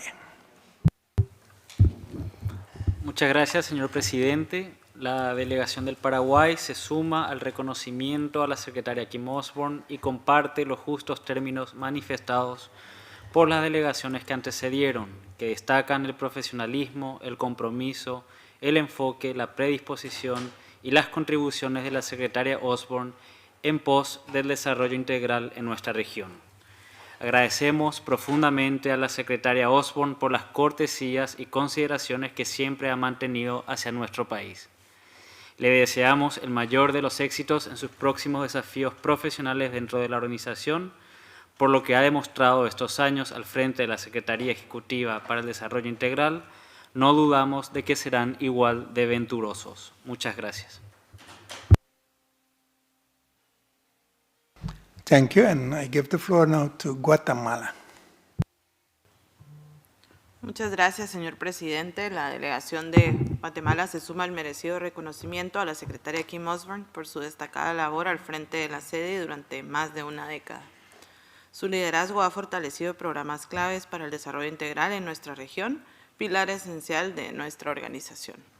Agradecemos de manera particular su apoyo a mi país. De manera especial recordamos su trabajo conjunto y asesoría durante la presidencia de Guatemala en el CIDI en el 2019, donde su apoyo fue importante para promover asuntos de suma interés en materia de desarrollo económico y seguridad alimentaria y nutricional, como también su acompañamiento constante durante las ministeriales de este Consejo, en los cuales Guatemala ha tenido el honor de ser anfitrión. Asimismo, agradecemos su respaldo en diversos proyectos para beneficio de mi país, en particular para el empoderamiento económico de mujeres emprendedoras, el fortalecimiento de capacidades educativas, gestión de riesgos ante desastres naturales e iniciativas de cooperación orientadas a mejorar oportunidades para nuestras comunidades. Su visión y capacidad de construir alianzas ha ampliado el alcance de la cooperación interamericana en beneficio de todos los Estados miembros. Destacamos su compromiso y dedicación y le deseamos el mayor de los éxitos en esta nueva etapa, seguros de que continuará dejando una huella positiva en sus nuevas responsabilidades. Muchas gracias. Thank you, and I give the floor now to Chile. Gracias, señor presidente. La delegación de Chile quisiera sumarse a las expresiones de valoración y apreciación hacia la secretaria Osborne por el trabajo realizado durante estos años a la cabeza de la Secretaría Ejecutiva para el Desarrollo Integral. Prácticamente acá todo se ha dicho. Sin embargo, quisiera destacar ciertos aspectos desde más bien el ámbito personal que he podido observar en mi corta estadía acá. Desde que llegué a esta organización pude conocer el aprecio transversal que las distintas delegaciones tenían hacia usted, hacia su trabajo, secretaria. Me llamó poderosamente la atención el empoderamiento, el manejo y los conocimientos de los diversos temas que están a su cargo. Asimismo, el liderazgo que tiene para con su equipo fue relevante, siempre con una sonrisa, con humildad y disposición para con todos. Esa es una calidad humana que es escasa y que se destaca poderosamente. Por todo lo señalado, voy a ser muy breve, va a ser profundamente extrañada en este lugar y le deseamos lo mejor en su futuro. Muchas gracias, señor presidente. Thank you, and I recognize the representative of St. Kitts and Nevis. Thank you, Chair. Esteemed ambassadors, alternates, all. It is with a mixture of gratitude and wistfulness that St. Kitts and Nevis joins the other delegations in saying farewell to a true champion of integral development, Ms. Kim Osborne, Executive Secretary of CIDI. For almost 2 decades, Secretary Osborne has dedicated her passion, expertise, and boundless energy to the socio-economic development of the Latin American and Caribbean region. Her tenure here at the Organization of American States has been defined by visionary leadership and a deep commitment to making a tangible difference in the lives of the people we serve. Secretary Osborne's achievements are numerous and far-reaching. As the head of CIDI and concurrently the Director General of the Inter-American Agency for Cooperation and Development, she spearheaded the OAS development pillar, focusing on building resilience and competitiveness across the Americas. Chair, my delegation especially acknowledges some of her pivotal roles, such as pioneering small tourism enterprise programs, thereby helping to establish internationally recognized best practices that helped countries' small and medium enterprises achieve profitability and global competitiveness. Driving innovation by implementing critical programs in education, innovation, and climate adaptation, essential for sustainability and growth in the hemisphere. Fostering partnership by championing an alliance model for development and successfully negotiating and establishing key partnerships with international and regional organizations, thereby maximizing cooperation in all of its modalities. Chair, St. Kitts and Nevis is proud to recognize Secretary Osborne as a daughter of Dominica, a CARICOM state, and to celebrate the way in which she brought this unique, vital perspective to the OAS. Ms. Osborne truly understands the challenges facing our member states, and her work, from her early role as an OAS country representative to Belize, to coordinating over 12 high-level ministerial meetings, has consistently reflected a conviction in dignified and productive work for all. Kim, as you embark on your next chapter, please know that your dedication has left an indelible mark on this institution and on the hemisphere in general. You have inspired us with your strength, grace, unwavering belief in the transformative power of integral development. We thank you for your service, your leadership, and your friendship, and wish you every success and happiness, Kim, in your future endeavors. Executive Director, Ms. Kim Osborne, we thank you. Thank you, and I give the floor now to Delegation of Peru. Muchas gracias, señor presidente. Apreciada Kim, me atrevo a hablar sin un papel y desde el corazón. Me confundió un poco el orden del día cuando decía reconocimiento. La verdad no sabía a qué se refería y me llevó a pensar que deberíamos haber reconocido todos los años mucho más tu trabajo. Estos más de 10 años que has dirigido la Secretaría Ejecutiva, entonces no sabía que era una despedida. Ya que lo es, déjame agradecerte por todo lo que has hecho por los Estados miembros, por el Perú en particular. Eres un ejemplo de mujer empoderada. Es imposible no equiparar Kim Osborne con el desarrollo en las Américas. Ya lo han dicho todos los logros que has tenido y seguramente nos quedaremos cortos, por eso no me atrevo a enumerarlos. Solo ofrecerte, decirte que ya lo has escuchado, el agradecimiento sincero de todos nosotros. Cuentas con nosotros para tus futuros funciones que estoy segura llevarás exitosamente donde quiera que estés. Muchas gracias, Kim. Gracias, señor presidente. Thank you, and I recognize a special ambassador of Dominica, a country that is well known to Ms. Osborne. Thank you very much, Mr. Chairman, colleagues, heads of mission, alternates, delegates, ladies and gentlemen. It's an honor to have this opportunity to express the gratitude of Dominica, our Prime Minister, Honorable Roosevelt Scarrett, our Foreign Minister, Honorable Dr. Vince Henderson, the permanent mission of the Commonwealth of Dominica to the OAS, the people and government of Dominica, to Mrs. Kim Osborne, a true daughter of Dominica, for her tireless and outstanding contribution to the OAS and to the peoples of the hemisphere in advancing integral development. I want to first and wholeheartedly endorse fully the statement, remarks, and the sentiments of the delegation of Bahamas for giving a holistic but technically sound vision and profile of Kim.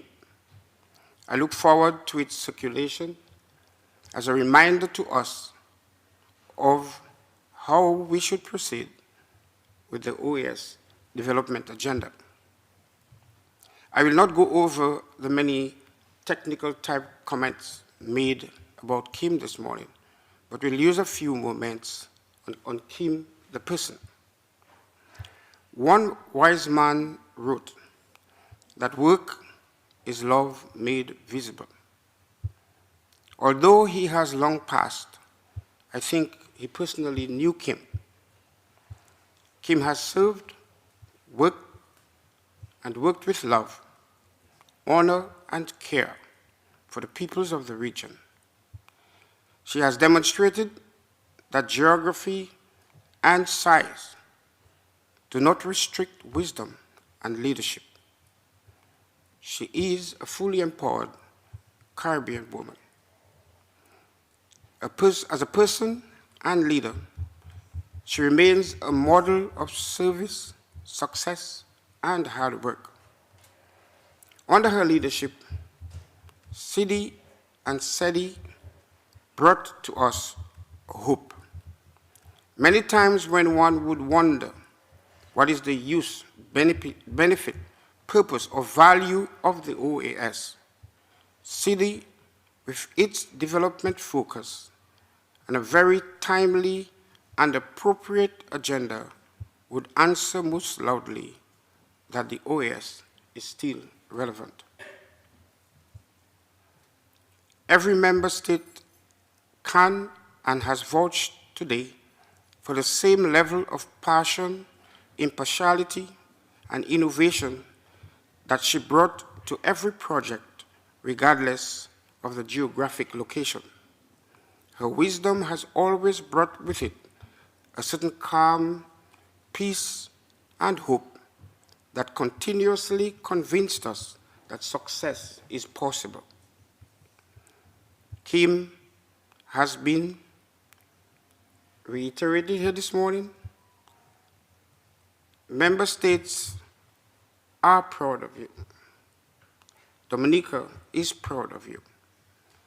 We can never say farewell, for you are always with us and remain with us and belong to us. Thank you for your commitment and service. Thank you, Mr. Chair. Thank you, Ambassador.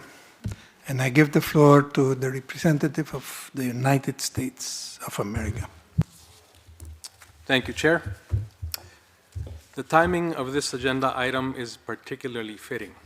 Alongside recognizing Executive Secretary for Integral Development Kim Osborne, this Council's final meeting of 2025 provides a fitting opportunity to reflect on the work we have accomplished together with Secretary Osborne, not just in 2025, but in the past few years under her leadership.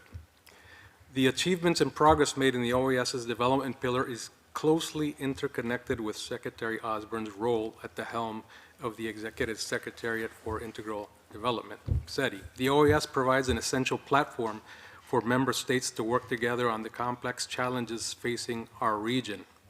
Within that framework, CIDI has served as a space for meaningful dialogue on economic, social, and institutional development. Turning these conversations into practical steps forward depends greatly on the steady leadership and thoughtful guidance of the Executive Secretariat. One of the most valuable and often underappreciated qualities in leadership is the ability to bring the right people together at the right moment. It requires sound judgment, a clear understanding of the issues, and an appreciation of the range of perspectives that strengthen our work. When done well, it not only improves the decisions we make, but also deepens the collaboration and shared purpose. Today, we acknowledge Executive Secretary Osborne for consistently demonstrating these qualities. Her ability to convene, listen, to help channel discussion into action has supported the progress we have made together over the years. We are grateful for her contributions and for the spirit of cooperation she has helped foster among the member states and within her secretariat. We have seen Executive Secretary Osborne turn talk into actions with programs like the Inter-American Teacher Education Network, which became the largest teacher education program in our region, providing fast-paced, efficient, and effective teacher professional development. For example, in a 4-year period, the network trained over 230,000 teachers. Executive Secretary Osborne's consistent support and effective leadership enabled this initiative to have a lasting, positive, and multiplying impact on our region.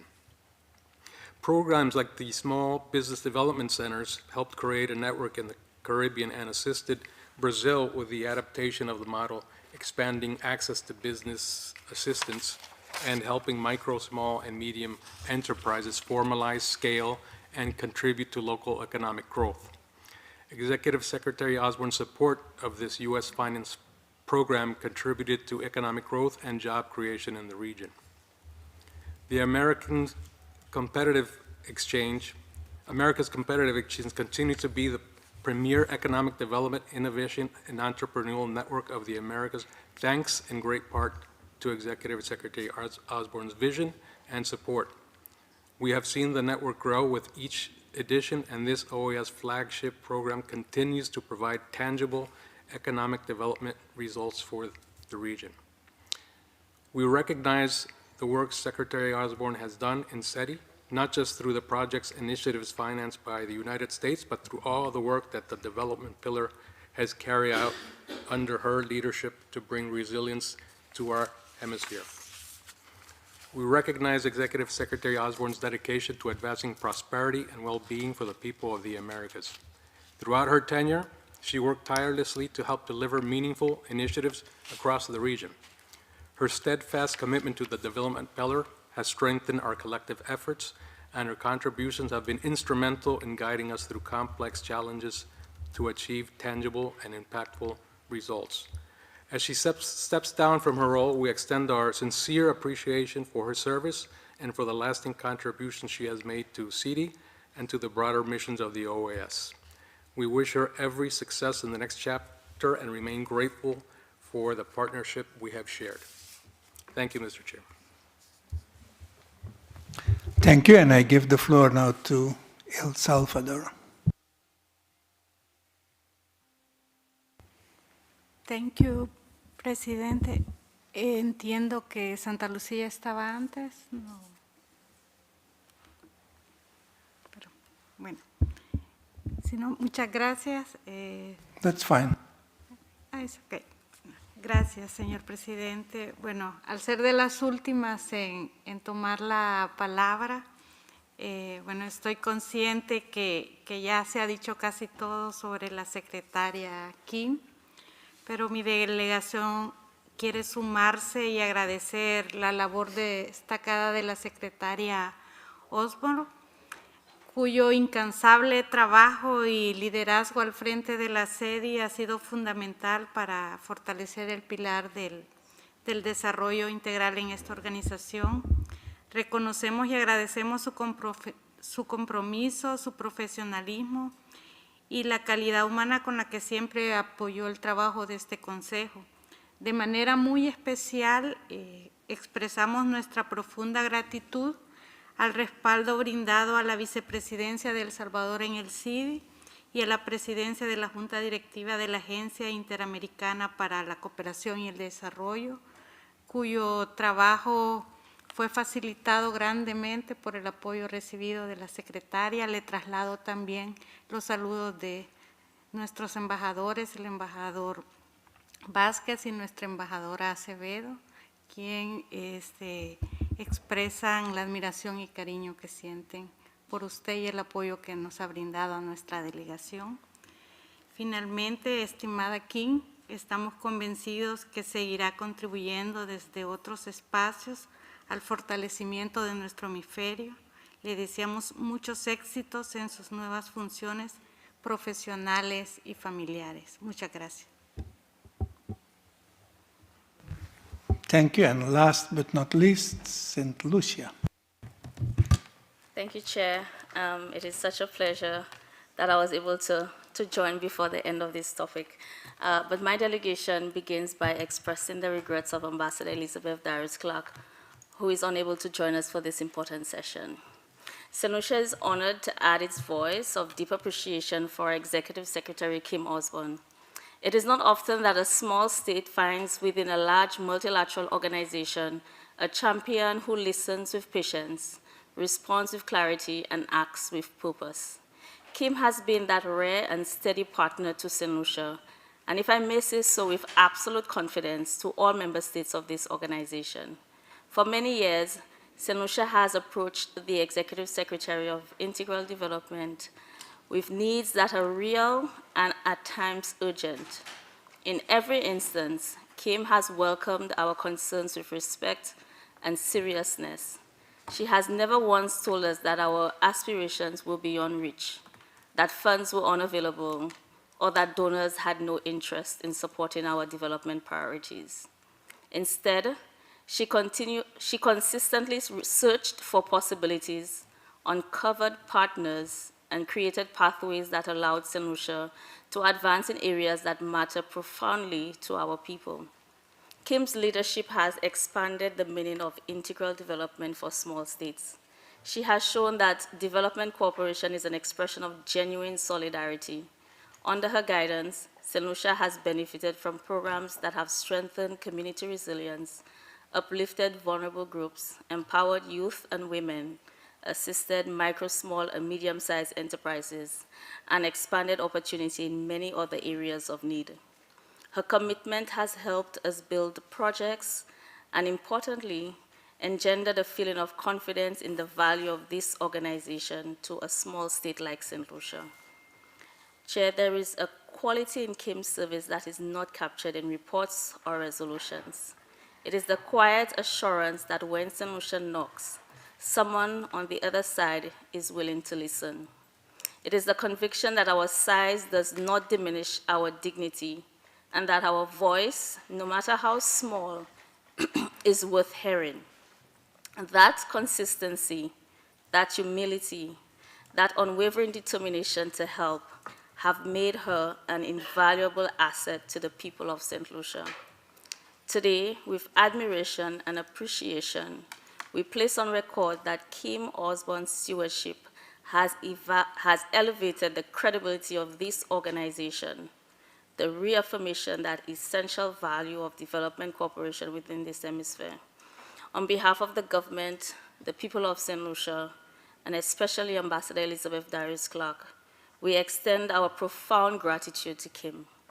We wish her continued success and fulfillment, certain that wherever her path leads, she will continue to inspire trust, build bridges, and open doors for those who need them the most. Thank you, Kim, for your service. Thank you, and thank you all for your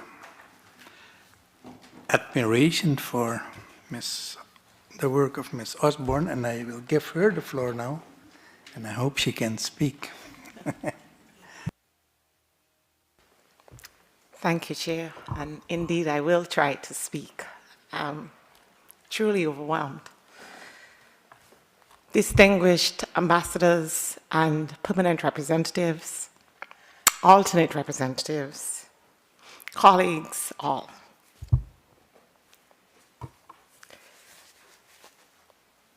I'm going to take a deep breath. In 2017, when you confirmed me as Executive Secretary for Integral Development, I stood before you at this very podium and pledged that CIDI would not be defined by outputs, but by outcomes. I committed to ensuring that our work, our policies, our cooperation directly touch the lives and people of this hemisphere. I remember saying that the true test would be whether the average citizen in the Americas felt the impact of our work in tangible ways. That mandate has been my compass every single day. Today, as I address you at the close of my tenure, I return to those commitments, not as aspirations, but as a shared work program that we, you, member states, and the Secretariat have translated into people-centered results across the Americas. In 2017, the development pillar faced very real constraints: fragmented programming, limited resources, and a growing list of mandates in an increasingly complex environment. Together, through CIDI and CIDI, we set out to transform that reality. Over these years, we have strengthened CIDI as the political engine of the development pillar, consolidating it as the forum where ministers and high-level authorities come together to design integrated responses to shared challenges and commit to cooperation. Within CIDI, we progressively implemented the One CIDI approach, breaking down silos between departments, integrating economic, environmental, and educational work, and making climate change and climate action truly cross-cutting concerns. This transformation has not been abstract.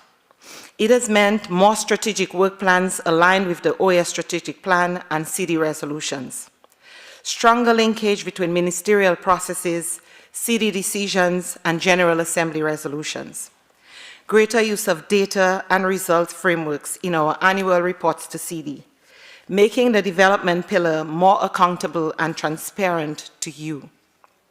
We've also strengthened the Inter-American Agency for Cooperation and Development, repositioning it as a modern machinery that promotes, coordinates, and administers programs, projects, and funds, now including CorpoRanet and the Language Cooperation Program as two of its flagship initiatives. Internally, CIDI has grown, not only in staff numbers, but in capabilities. Between 2005 and 2015, CIDI had lost 45 positions. To date, you have added 10 regular fund positions to a team that is more multidisciplinary, more regional in its composition, more gender balanced, and more attuned to the realities on the ground in our countries. That expanded capacity is what has allowed us to accompany you through overlapping crises, particularly the COVID-19 pandemic and the accelerating impacts of climate change. From the beginning, I insisted that our work must not be judged by the number of meetings we hold or the reports we produce, but by whether the average person on the street in our member states feels any difference in their lives. The young woman starting a small business, the teacher striving to teach her students, the port worker working to adapt to new technologies, the farmer confronting droughts and storms. That people-centered lens has guided the design of CIDI's programs and networks. Through our economic development work, we have helped micro, small, and medium enterprises, especially women-led firms, navigate an increasingly digital and competitive economy.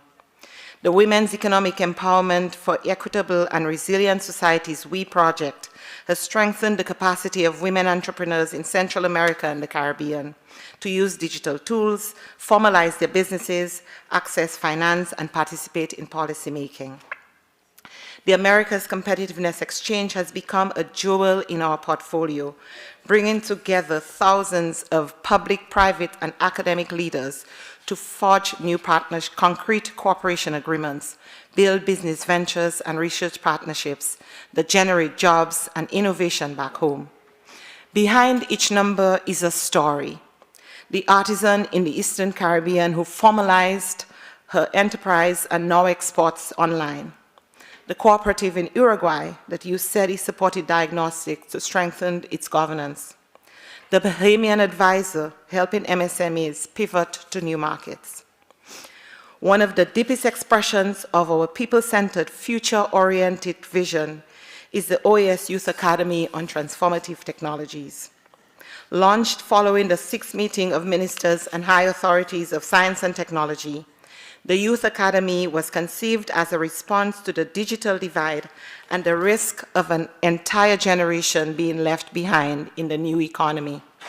At that meeting, I said that we would commit to training and certifying at least 10,000 youth by 2024 through the Academy,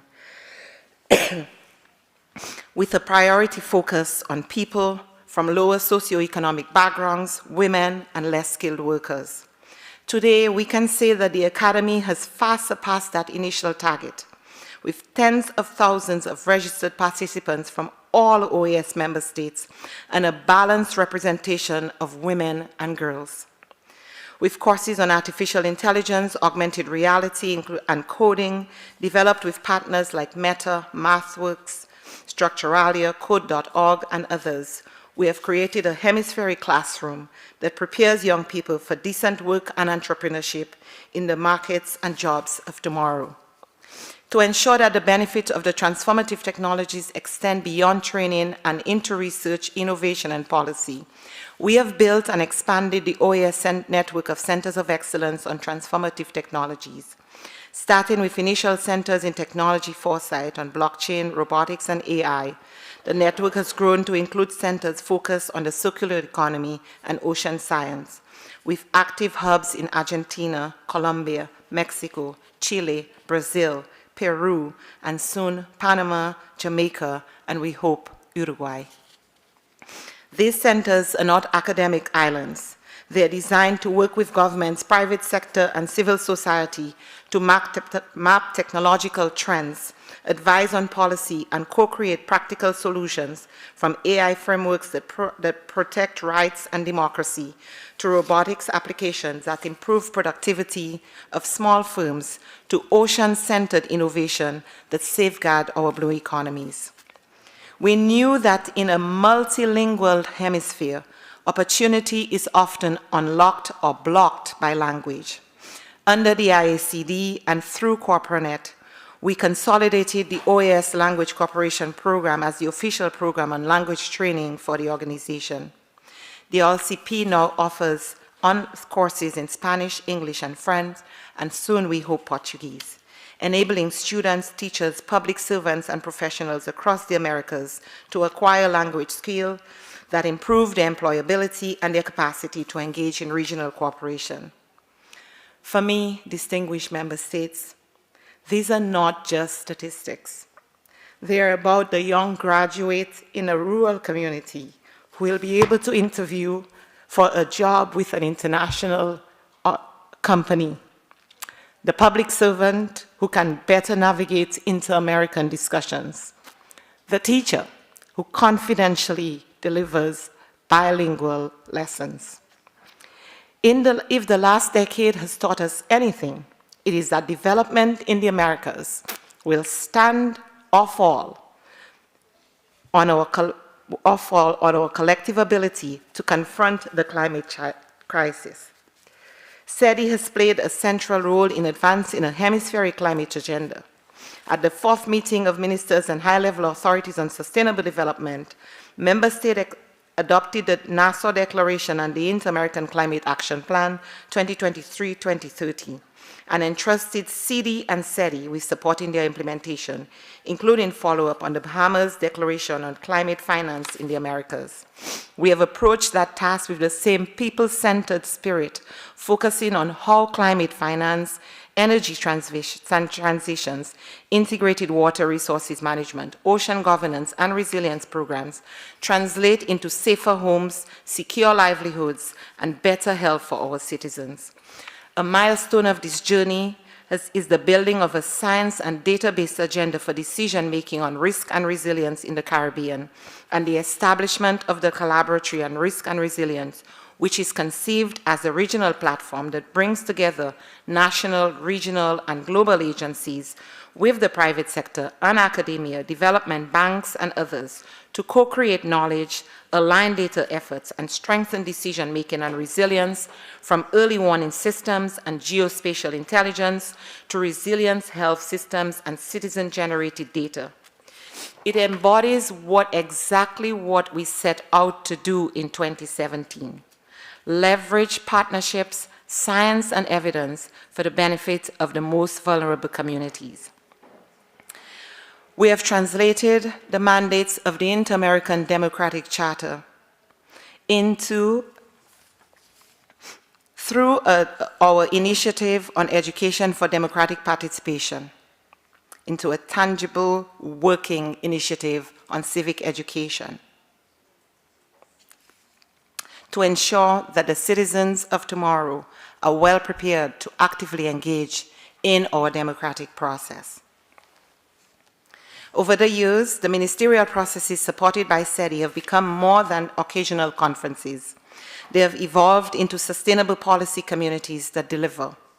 Through 11 ministerial and high-level authority processes and multiple subject matter dialogues, CIDI has ensured that political commitments are translated into cooperation projects, technical documents, training programs, and networks that reach millions. From the very beginning, I said that CIDI's comparative advantage lay in its ability to convene and connect, to be a bridge among governments, multilateral institutions, development banks, private sector, academia, and civil society. That conviction has shaped everything we have done. Triangular and South-South cooperation initiatives that allow countries of all sizes to share solutions and expertise. Strategic partnerships with organizations such as the World Bank, CAF, the CDB, IAI, PAHO, UN agencies, and other many universities and research institutions to mobilize technical and financial resources. Alliances with private sector actors from technology companies such as Meta, Amazon Web Services, Starlink, MathWorks, and many others, supporting the Youth Academy and data initiatives on tourism and creative industry partners, amplifying our culture and tourism program. We have also worked deliberately with civil society and social actors into the brought civil society and social actors into the heart of our work. We began showcasing our work and contributing to international fora, such as the OECD Latin American Outlook Report, becoming a member of the steering committee of the OECD-hosted Total Official Support for Sustainable Development, TOSD, and many more. Our high-level policy dialogues here in Washington has brought together heads of the largest technology firms together with leaders in academia to discuss the all-pervasive issue of AI and how best to responsibly harness it for prosperity in our region. And our partnerships for disaster response has resulted in the sourcing of relief supplies and the delivery of communications and satellite imagery in disaster zones. This web of partnership is not incidental. It is the only way, in a context of limited resources, that we can ensure that our programs are scaled, sustainable, and responsive to the emerging needs you bring to the CIDI's table. And speaking of resources, I am proud to report that over the past 10 years, CIDI has raised $216,992,000 in specific funds for programs and projects within the context of the OAS, and mobilized for member states an additional $217 million, meaning funding generated by CIDI, but directly to member states. And I believe very strongly that that is what we ought to do. It is not so much about bringing money into the coffers of the member states, of the OAS. It is to ensure that benefits accrue directly to our member states. In total, the CIDI's direct contribution to member states over the past 10 years stands at $433,992,000. This, distinguished ambassadors and member states, does not include the partnerships and the investments that we have brokered in support of our member states. When I think back to that morning in January 2017, when my appointment as Executive Secretary for Integral Development was confirmed by acclamation, I remember both the honor and the weight of the responsibility that I felt. I also remember the promise that I made to work with you to ensure that the development pillar of the OAS would be coherent, purposeful, and genuinely responsive to the priorities of all member states, regardless of size, income level, or geography. Have we resolved every problem? No. The hemisphere still faces deep inequalities, unresolved structural challenges, and new risks from climate impacts to technological disruption, which will require persistent, innovative, and courageous responses. But I believe that we can say together with you, our member states, CIDI and CIDI are stronger, more integrated, and more strategic today than we were in 2017. Our many flagship programs, which you know well, are touching the lives of real people in real communities. Our way of working, one CIDI, multi-sectoral partnerships driven, grounded in data and evidence, is now embedded in the culture of the development pillar. For this, I owe an enormous debt of gratitude to member states. You trusted me, you challenged me, you guided me, you made this work possible. I thank you for your leadership and for allowing me to walk beside you. To ambassadors, alternate representatives, and permanent missions, your support, dialogue, and diplomacy shaped every success we achieved. And here I pause to specifically thank the Caribbean Caucus of Ambassadors, the Ambassador and Permanent Representative of Mexico, the United States, Brazil, the Ambassador and Permanent Representative of Brazil, Peru, Costa Rica, and many others for their steadfast support. And of course, I have to thank my own country, Dominica, and through you, Ambassador, the Prime Minister of the Commonwealth of Dominica, His Excellency Roosevelt Skerrit, our Foreign Minister, Dr. Vince Henderson, and the entire delegation and people of Dominica for the support that you have shown over the past 10 years. I thank you, and I hope that I have done you proud. To ministers and high authorities, your commitments in sectoral ministerials did not remain on paper. You turned them into programs, reforms, and policies felt by millions. To partners and institutions, thank you for believing in collaboration as the engine of hemispheric development. To my colleagues across the OES pillars, thank you for embracing the ideal that development, democracy, and human rights and security are inseparable, and for seeking synergies rather than silos. To the staff of CIDI, you are at the heart of this story. Your professionalism, creativity, and resilience, often under intense pressure and with scarce resources, made it possible for us to deliver.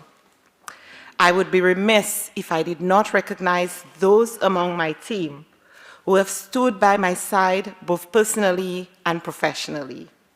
Fabienne Victora, Sandra Burns, Cleta Springer, and of course, my dear Jan Rudder, who has worked tirelessly beside me daily.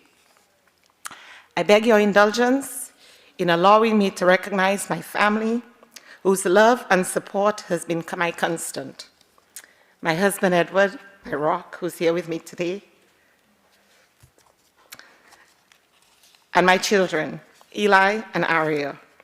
Thank you for your patience through the long hours and your forgiveness for missing so many family activities.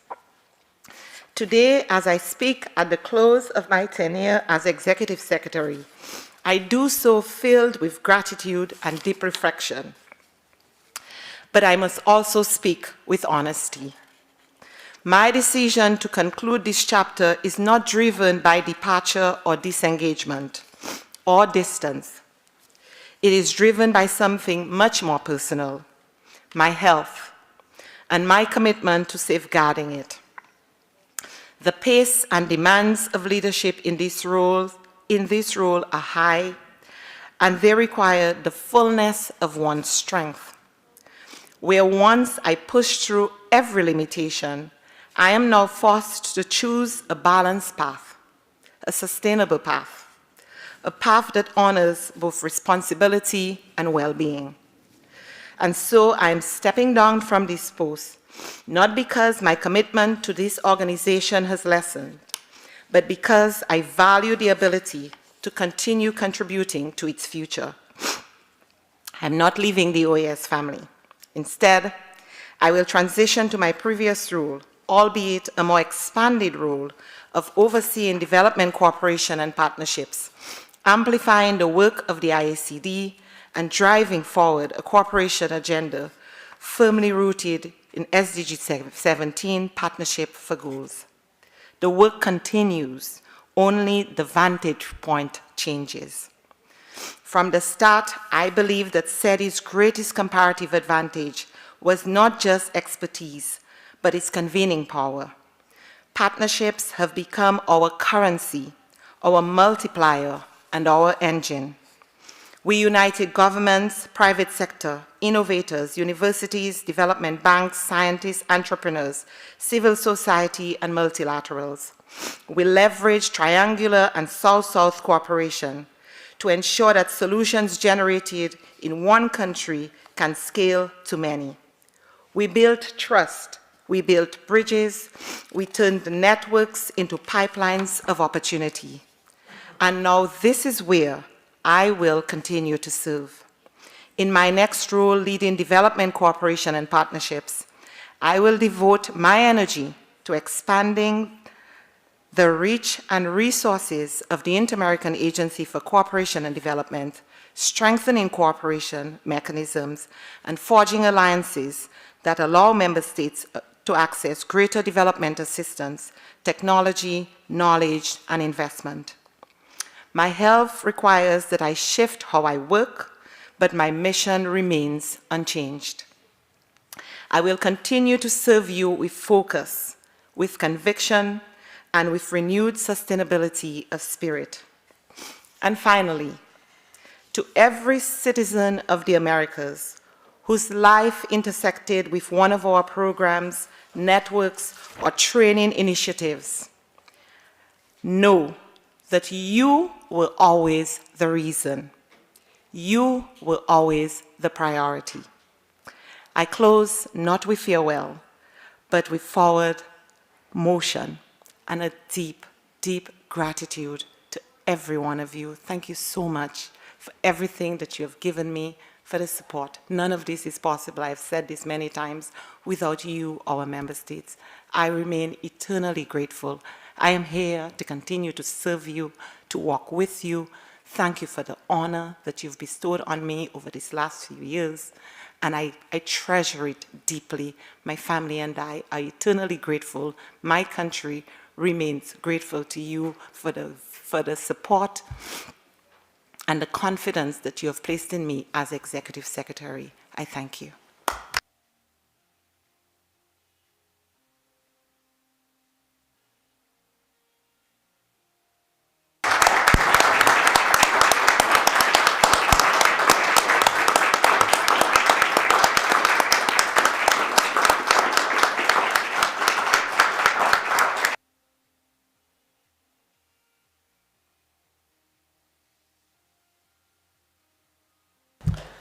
And this is why we need CIDI and CIDI and Ms. Osborne.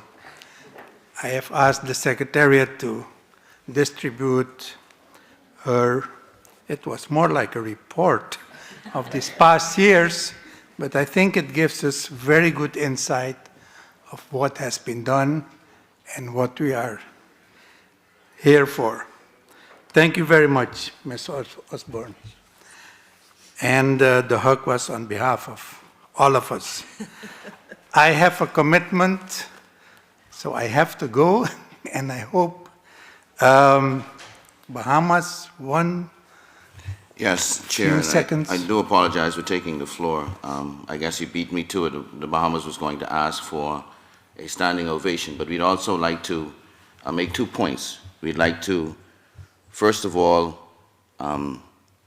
reflect with much pity and shame that we don't see the executive management here at this critical moment.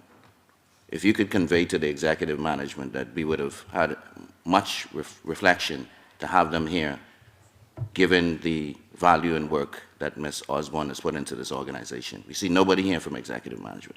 We do see the staff members, of which we'd like to thank CIDI, because they have performed admirably. And we do also give special recognition to Edward for loaning us Kim over a number of years, and also for going through as much as you have gone through the challenges. So as we close, I would ask, seeing that you preempted, for another round, a standing ovation for Kim as she heads on to another role. Thank you.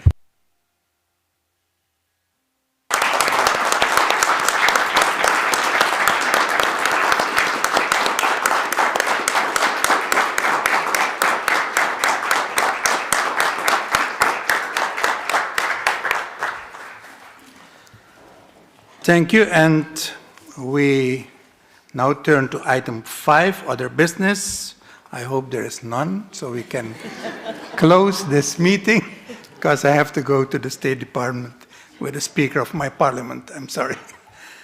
So, is there any other business? If not, then I close this meeting, and I thank all of you for your presence and your participation in the last semester. Thank you very much, and have a nice Christmas and end of the year.